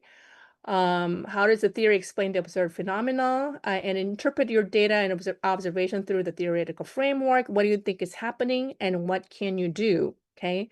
How would you offer recommendations for practice based on the theoretical framework? Okay. So that's what I want you to do. Just first of all, come up with the problem that you want to focus on from your work or from your personal situations based on intellectual development, and maybe come up with analysis and also some recommendations. Okay, and I do have your slides here where you can take notes on. And let me give you the link if you don't have my slides in front of you. It's right here in the chat. And I'll be giving you the groups.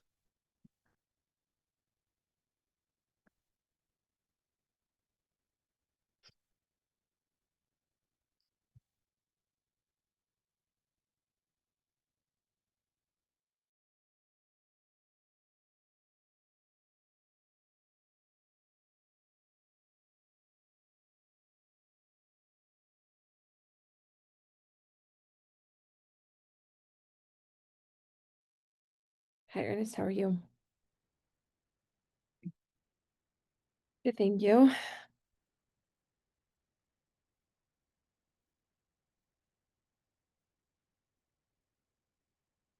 Hey team, where is the questions? Oh, she did, yes. I'll click on that, thanks. Mhm.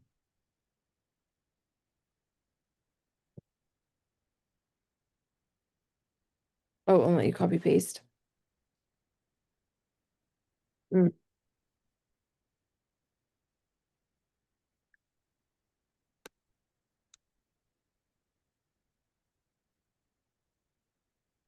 Whoa, okay. All right, so we want to start with each of us go around and do a problem of practice in our work. We are group one. Huh? Or group 3? Yeah, yes. Group 3.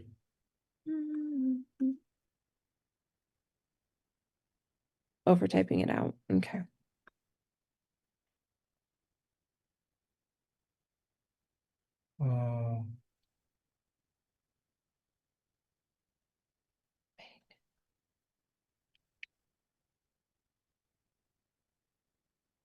Okay.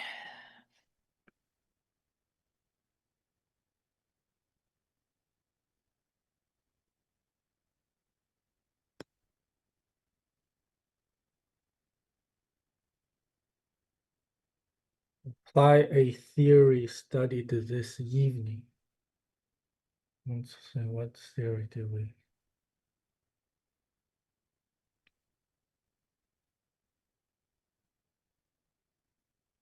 The theories are commitment, relativism, multiplicism, and dualism. Mm-hmm. Apply one of these theories.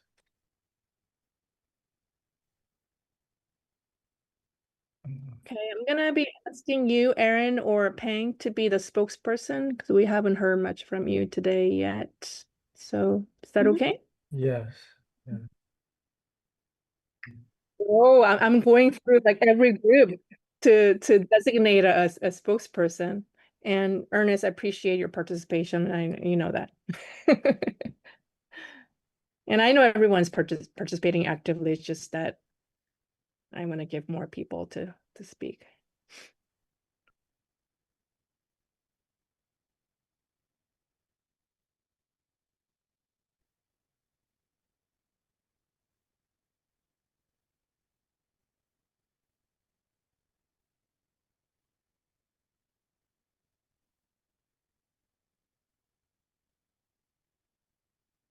Uh, Consensus, yeah. I'm in the slide deck and can help like type some of that out. I've already got it a little bit started. Group 3, yeah. Yeah. Okay, great. Okay, so what is our problem?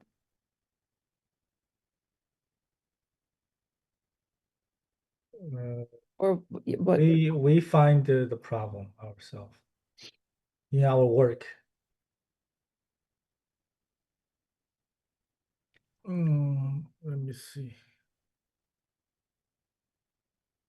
100%. Something that oh gosh, because I'm doing like back to backs. I can't remember what class I said it in, but it doesn't matter. Anyway, one of the things, and it's going off, Ernest, what you were just saying about we don't get paid enough. What we're going to do is like we want to be able to solve problems. We want to be able to take on initiatives and be able to really like serve our students. But how can we, when there's reduction in force and more is going on our plate where we have to do just the mundane day-to-day that we're not able to go in and make that critical change that we're hoping to do? Like we're hopeful, but it's like, how can we?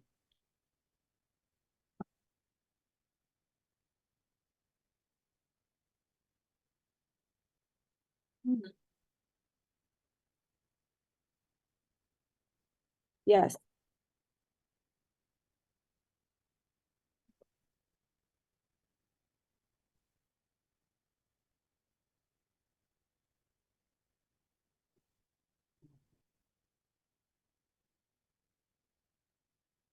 Yep.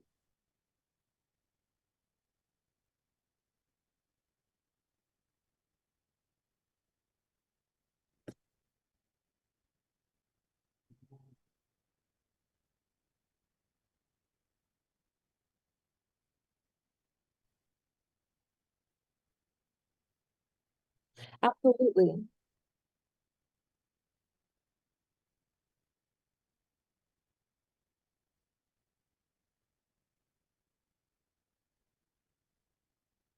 Yep. I mean, like the another point is like when you want to, and then the other piece to it is like this is something I've been thinking about is professional development, wanting to further your career, but do you have the capacity to do it? So then you're having conversations and you're being told, well, are you delegating? Well, when you are a team of two, and they already have a workload of their own, why would you perpetuate what's already continually happening to you?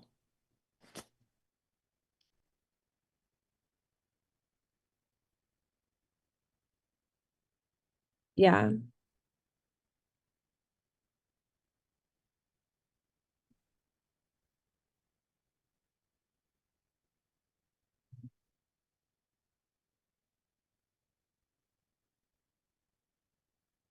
There is a difference, and I do agree, but I would be happy to delegate if I had the FTE. So I guess that was the point I was trying to make is that you don't have the FTE because of the reduction in force. How are you able to do even both?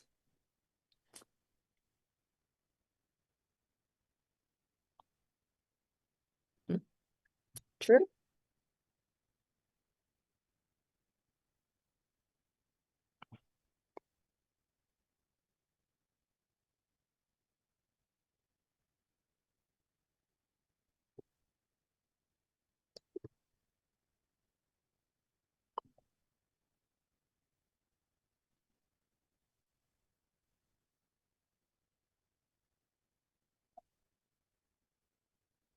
So I started writing it down.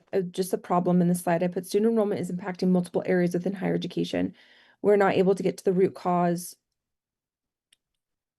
I paused because I kept listening to you. I'm so sorry, Ernest. I hate when that happens. We're not able to get the root cause or we're not able to get to the real, is it the real work?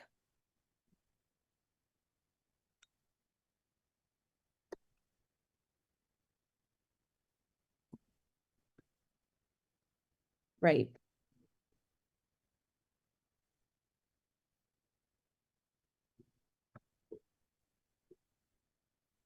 Yep. Okay. Peng, do you have any thoughts? No, they're all good. I like it. Okay. So, all right. So we'll go with that one. I put that in the slide. Then we have to choose. Okay. So we choose that. Choose one problem. Okay. Hold on one second. Where are we? We can have multiple. True. Oh, gather data, qualitative or quantitative. What do you think to support your understanding of the problem and its effects? Okay.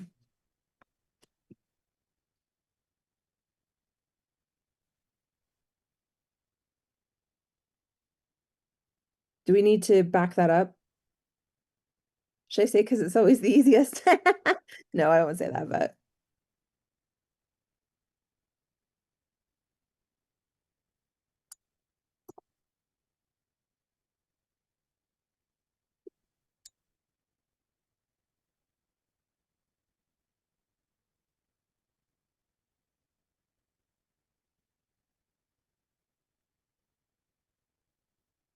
true. Okay.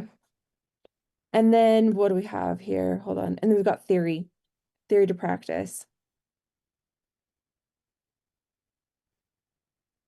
Oh, and then recommendations. I'll put that there.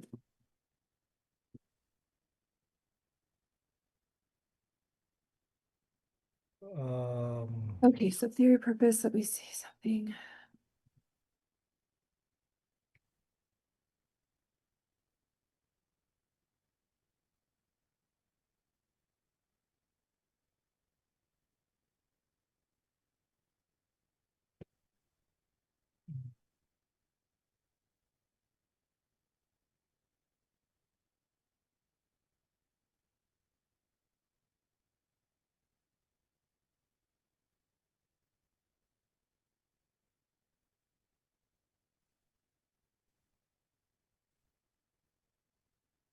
Quantitative data. Okay.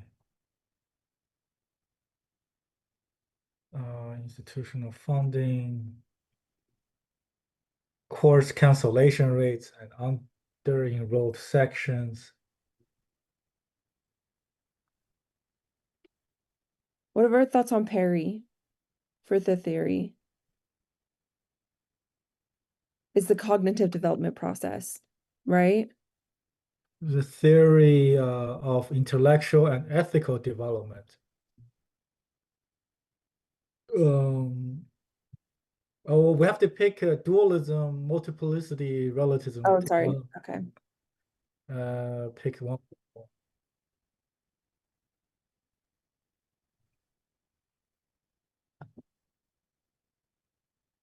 Let me look. Oh, okay, yeah. Well, I thought it was okay. Hold on, let me go back.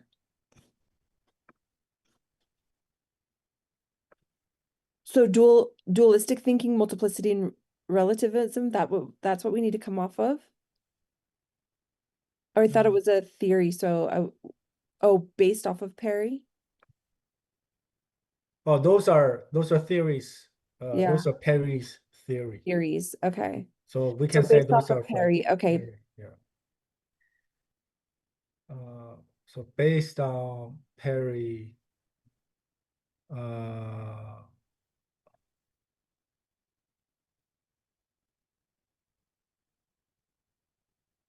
leaders must move toward like a relativistic understanding that recognizes the complexity of enrollment issues.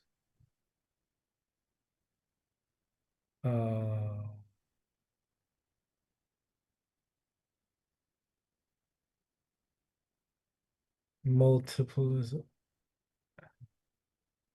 because when we examine enrollment data, we encounter multiple explanations on recruitment, why they're down. And that is based on the different quantitative data that we have collected, engagement and participation metrics, course cancellation rates, reduced enrollment, retention and graduation rates, staff turn. Yeah, those are all data that supports Perry's theory on multiplicity.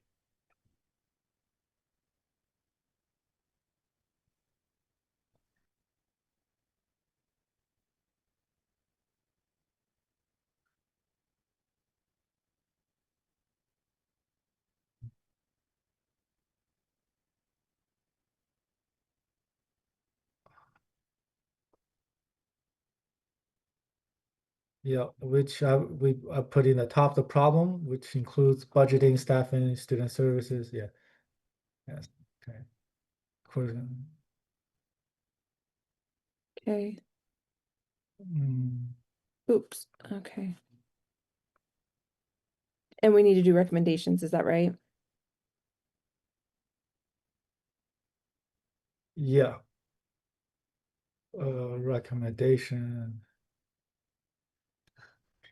Mm,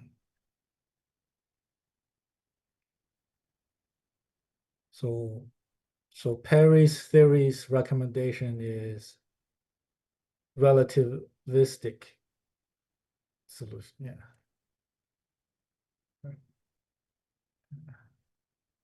No.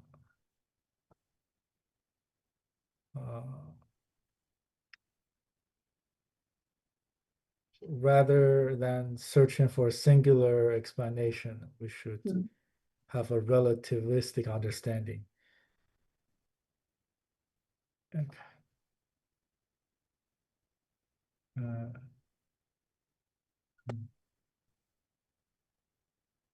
Okay.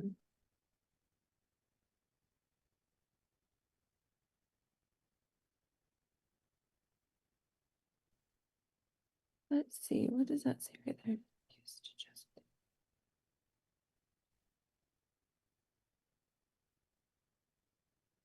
So, okay, with theoretical framework,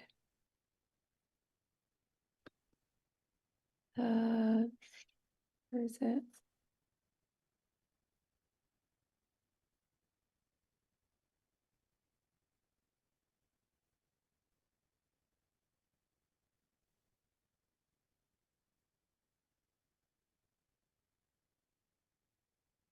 The situational factors, okay.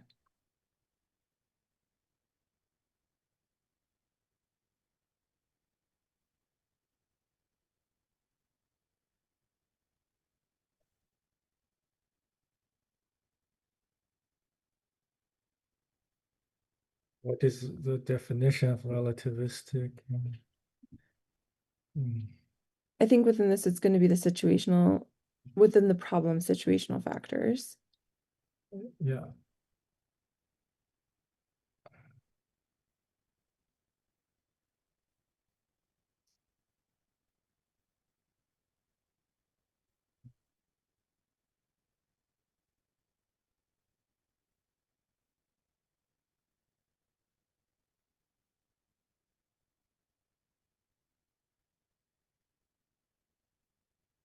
Mm.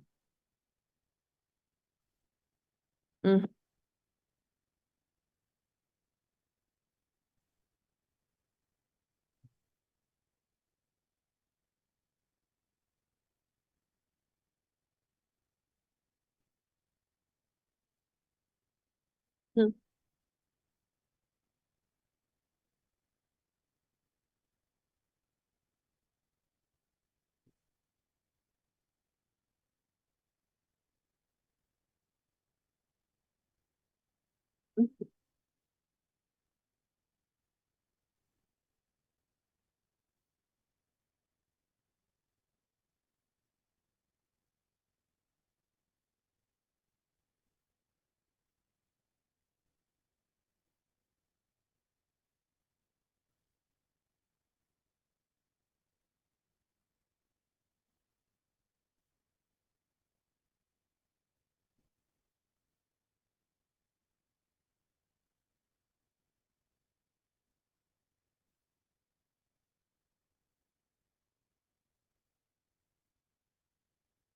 Yes.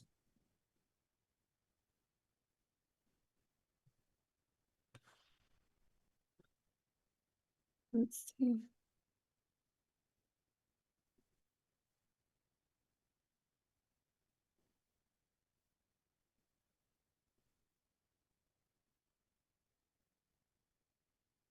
Okay.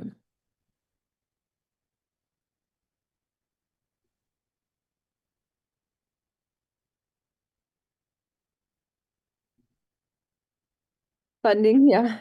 Bottom lines. It all comes back to that.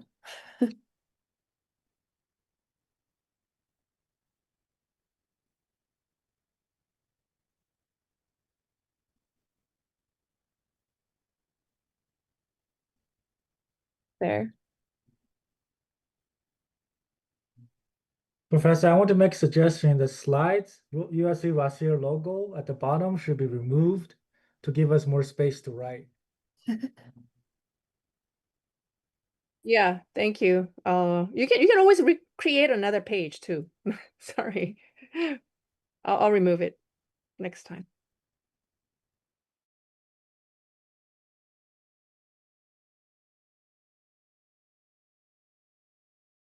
Recording in progress. All right, welcome back, everybody. And I'll be giving everyone about 3 minutes to present what you have so far. It is okay if you're not completely finished. I know some of you are still jotting down notes as I was closing the room, so that's okay. So tell us the things you have talked about and some highlights, and we'll respond to whatever you have so far, thus far. So rest of you, I'm going to ask you to do this. Why don't you use the chat to respond to any of the things that they said? It could be either something you liked about what they said, or it could be a question, or it could be something that that reminds you of that you did, okay, or you're doing, okay, in your institution, or you want to consider or comment, okay, or general comment about what they said. So I'm going to be asking you to utilize a chat to do that for the sake of time, and you can use chat as a space to exchange your thoughts. Group number one, why don't you go ahead and give us what you have so far?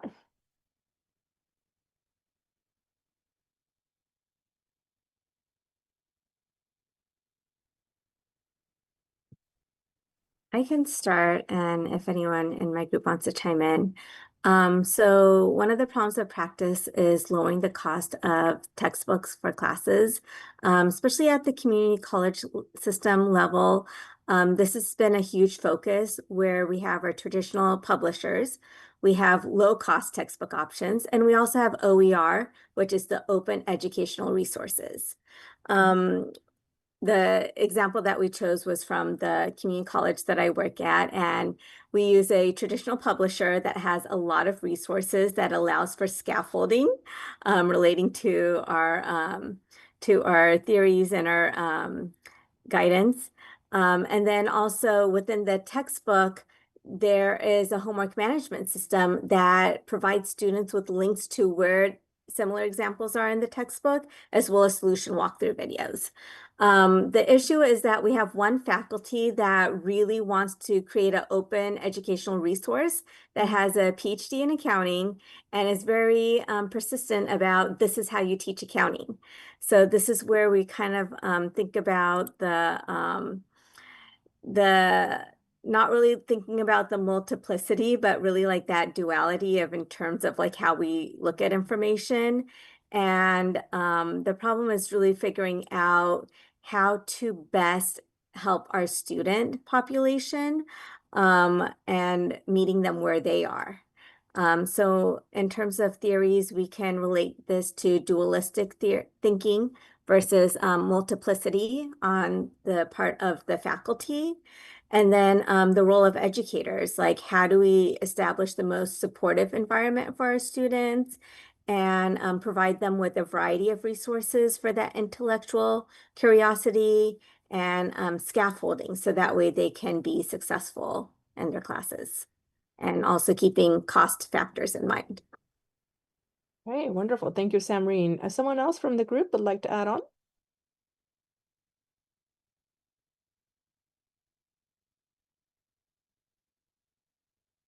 Okay, I think this was great. So maybe like in addition to multiplicity, you're also referring to relativism too, because you're asking faculty to consider, because as we choose theories, what theories to include in our curriculum, in our course, for example, we had to be selective as to like we couldn't cover all the theories in the world, right? To include in our curriculum, even though we wanted to include a diverse array of curriculum too, right? Oh, sorry, theories.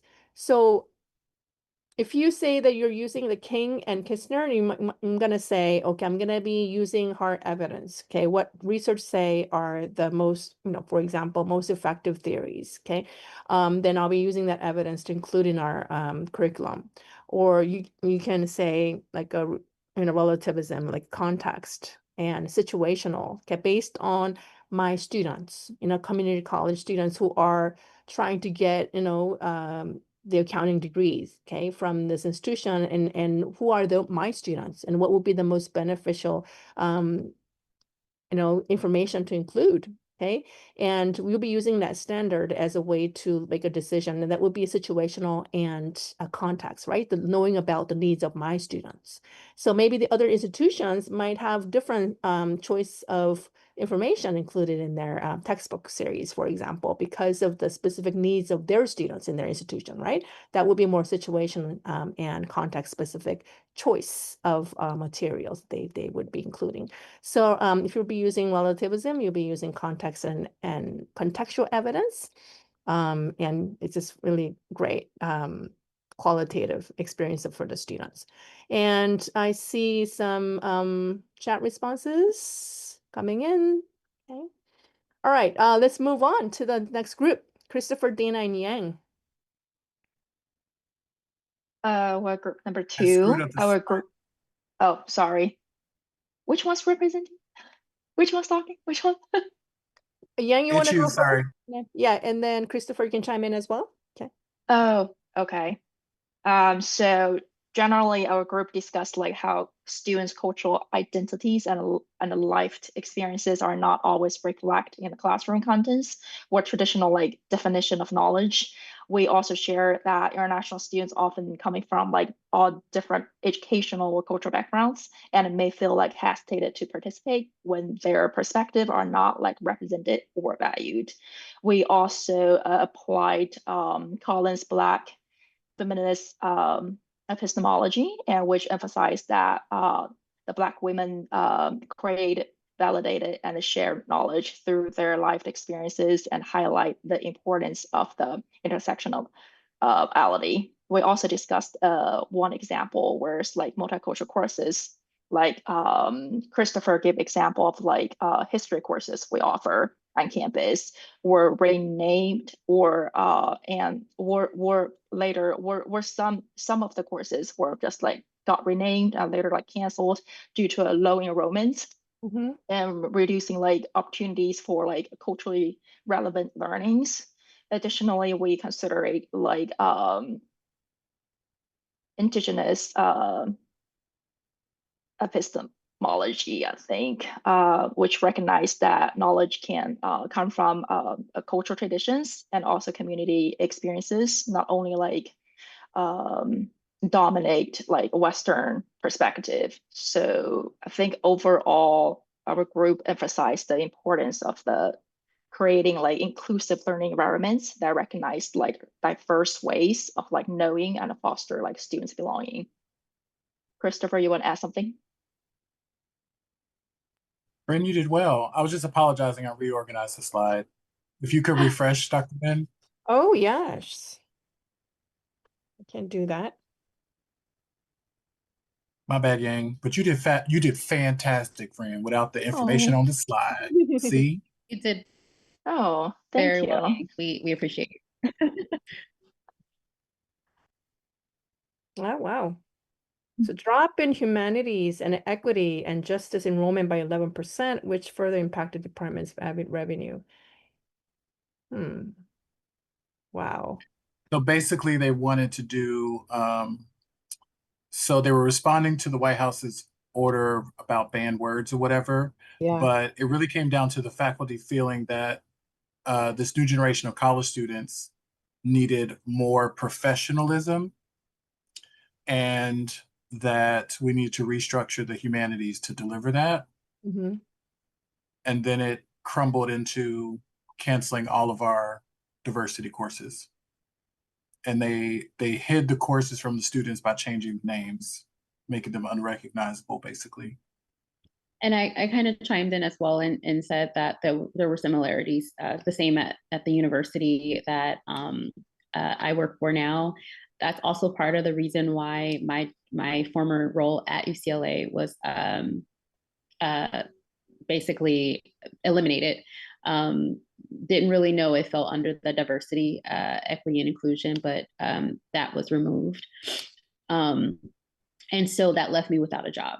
And then on this, what we're talking about here is that they did the same thing where they changed the name. They kind of tried that in phases, but then ultimately they just removed it as a whole, which kind of left students in a certain predicament because we had to eventually find other courses that kind of met the same equivalency, I guess you can say, but ultimately it was just really bad for the students. And just the timing of it all. So I was just kind of saying there were similarities at my institution as well. This is very important problem. And I think, very liberal institutions such as USC, we're going through we're still going through that, but I think we were in the same boat. Okay. When this was made really explicit by the Trump administration, right? So what would be the recommendation? I know you didn't get to that yet, given the time that I gave you, but I'm going to ask everyone. Okay. I think, as an educator in higher ed, we are under the pressure, right? Especially given the current political climate. What would be a good recommendation for us to consider in order to deal with this problem?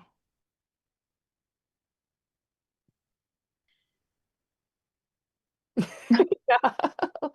Ultimately vote. But one thing that I would say, oh, Dana, sorry, I don't want to, No. I just wanted to add, I think it's important for leadership to be transparent and having the opportunities for like town halls. One thing I can appreciate about the current institution I work for is that we do have that space for faculty, staff to express their concerns and, talk about what we do as an institution as a whole. So I do think that institutions should create that space at the start. I love that. So, and yeah, communication is key and transparency is key. I think that would be the first start in earning trust and being able to communicate and, maybe talking about how to deal with this issue as a community. One thing that I would like to ask, I guess my own administrators is to not cancel classes based on enrollment. If we think that this is important content that we want our students to learn, right? And that's, as a faculty member and not, who's not in a leadership role.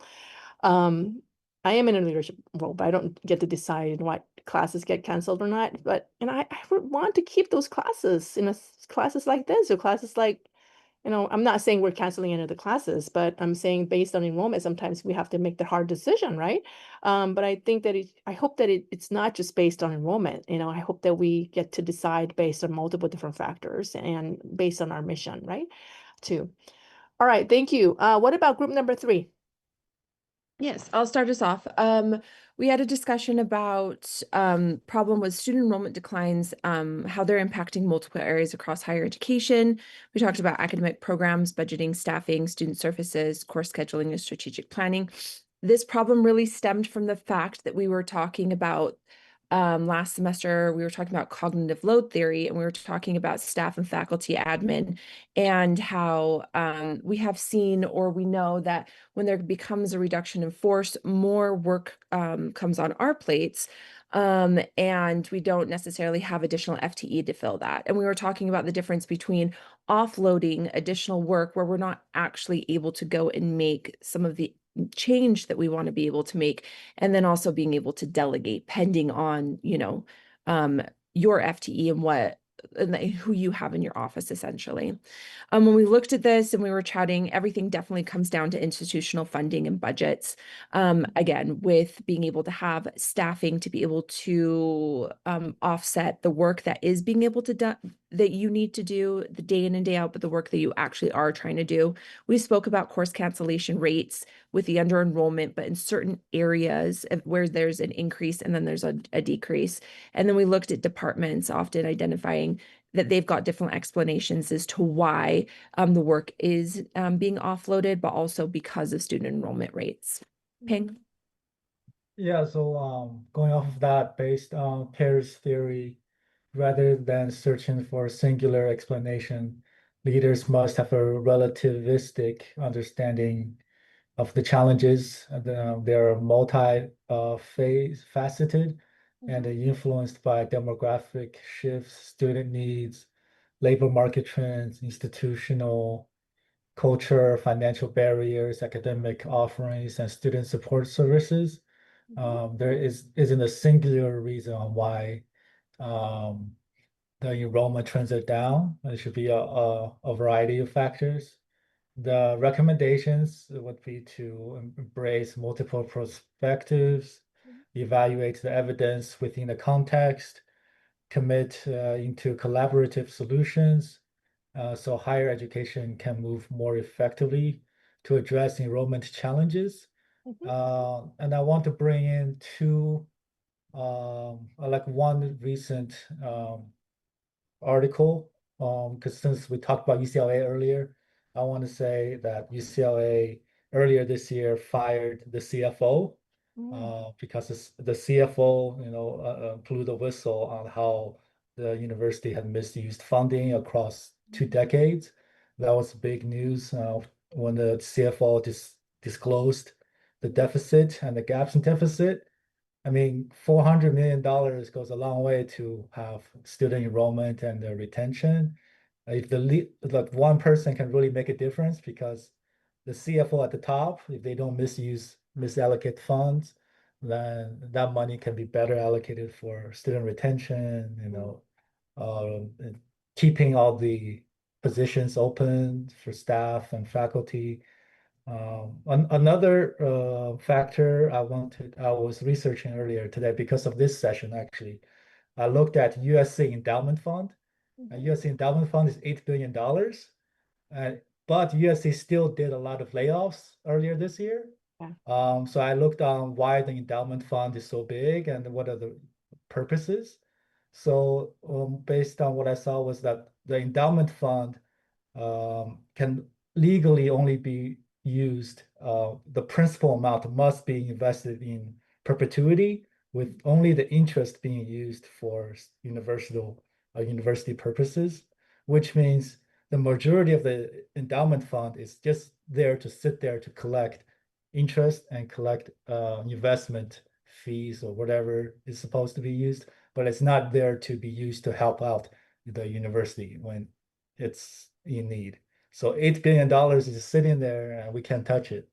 Then that tells me, how it connects to this our reading as well. To think about things in multiple perspectives.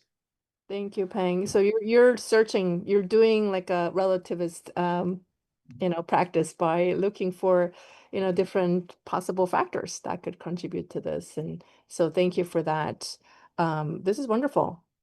Rather than searching for single explanations, leaders must have a relativistic understanding challenges are multifaceted. So this is what researchers do, but not a lot of practitioners do. Okay, right? So looking for evidence and research findings, or getting a lot of people's opinions. They do that sometimes, but I think that leaders can do a better job, and also researchers too. All right, looking at the time, I know we have 2 groups left. Which group wants to do your presentation? We can go. We didn't really get through all of ours, but That's okay, Erica. You're okay. group number 5, right? Number 4. Number 4, yeah, go ahead. We focused on imposter syndrome in Black female employees. DeAndre has a staff member who presents signs of imposter syndrome because of former workplaces that she has been a part of, or former teams that she's worked in. Basically, she is afraid of being perceived as incompetent or exposed as incompetent. Unfortunately, this is kind of a normal for people who have like PTSD from workplaces. You might always you might want to always receive validation, which is something that this employee does. So we used Women's Way of Knowing and looked at relevant concepts like receive knowledge. So the employee actually, like, she heavily depends on approval from her supervisor, which is DeAndre, of course. And then we also kind of like talked about constructive knowledge as well, just how she knows she's successful, she knows she's smart, she knows she has all of the things. She just needs to almost in a way believe in herself, but also receive that validation. And then just like some interpretations of like observations from what DeAndre has talked about. It's almost as if she minimizes her accomplishments, even though she doesn't have to. She might even have like be a little bit hesitant to ask for promotions, even though she knows she's qualified for them. But she kind of works harder than most of her counterparts or most of her team, just because she wants to prove herself consistently, but she doesn't have to do that. So that's kind of like what we talked about. Great, thank you. So we're using the women's way of intellectual development. So wonderful. In imposter syndrome from last week's discussion. Thank you. I'm gonna leave the breakout number 5's notes right here, and they have connections and recommendations. Perry collaborate with campus partners, and foster supportive environments. Thank you for that. Due to interest of time, I'm gonna end our class here, but I just want to remind you, next week we're going to continue on with moral development and religious development and ethical development.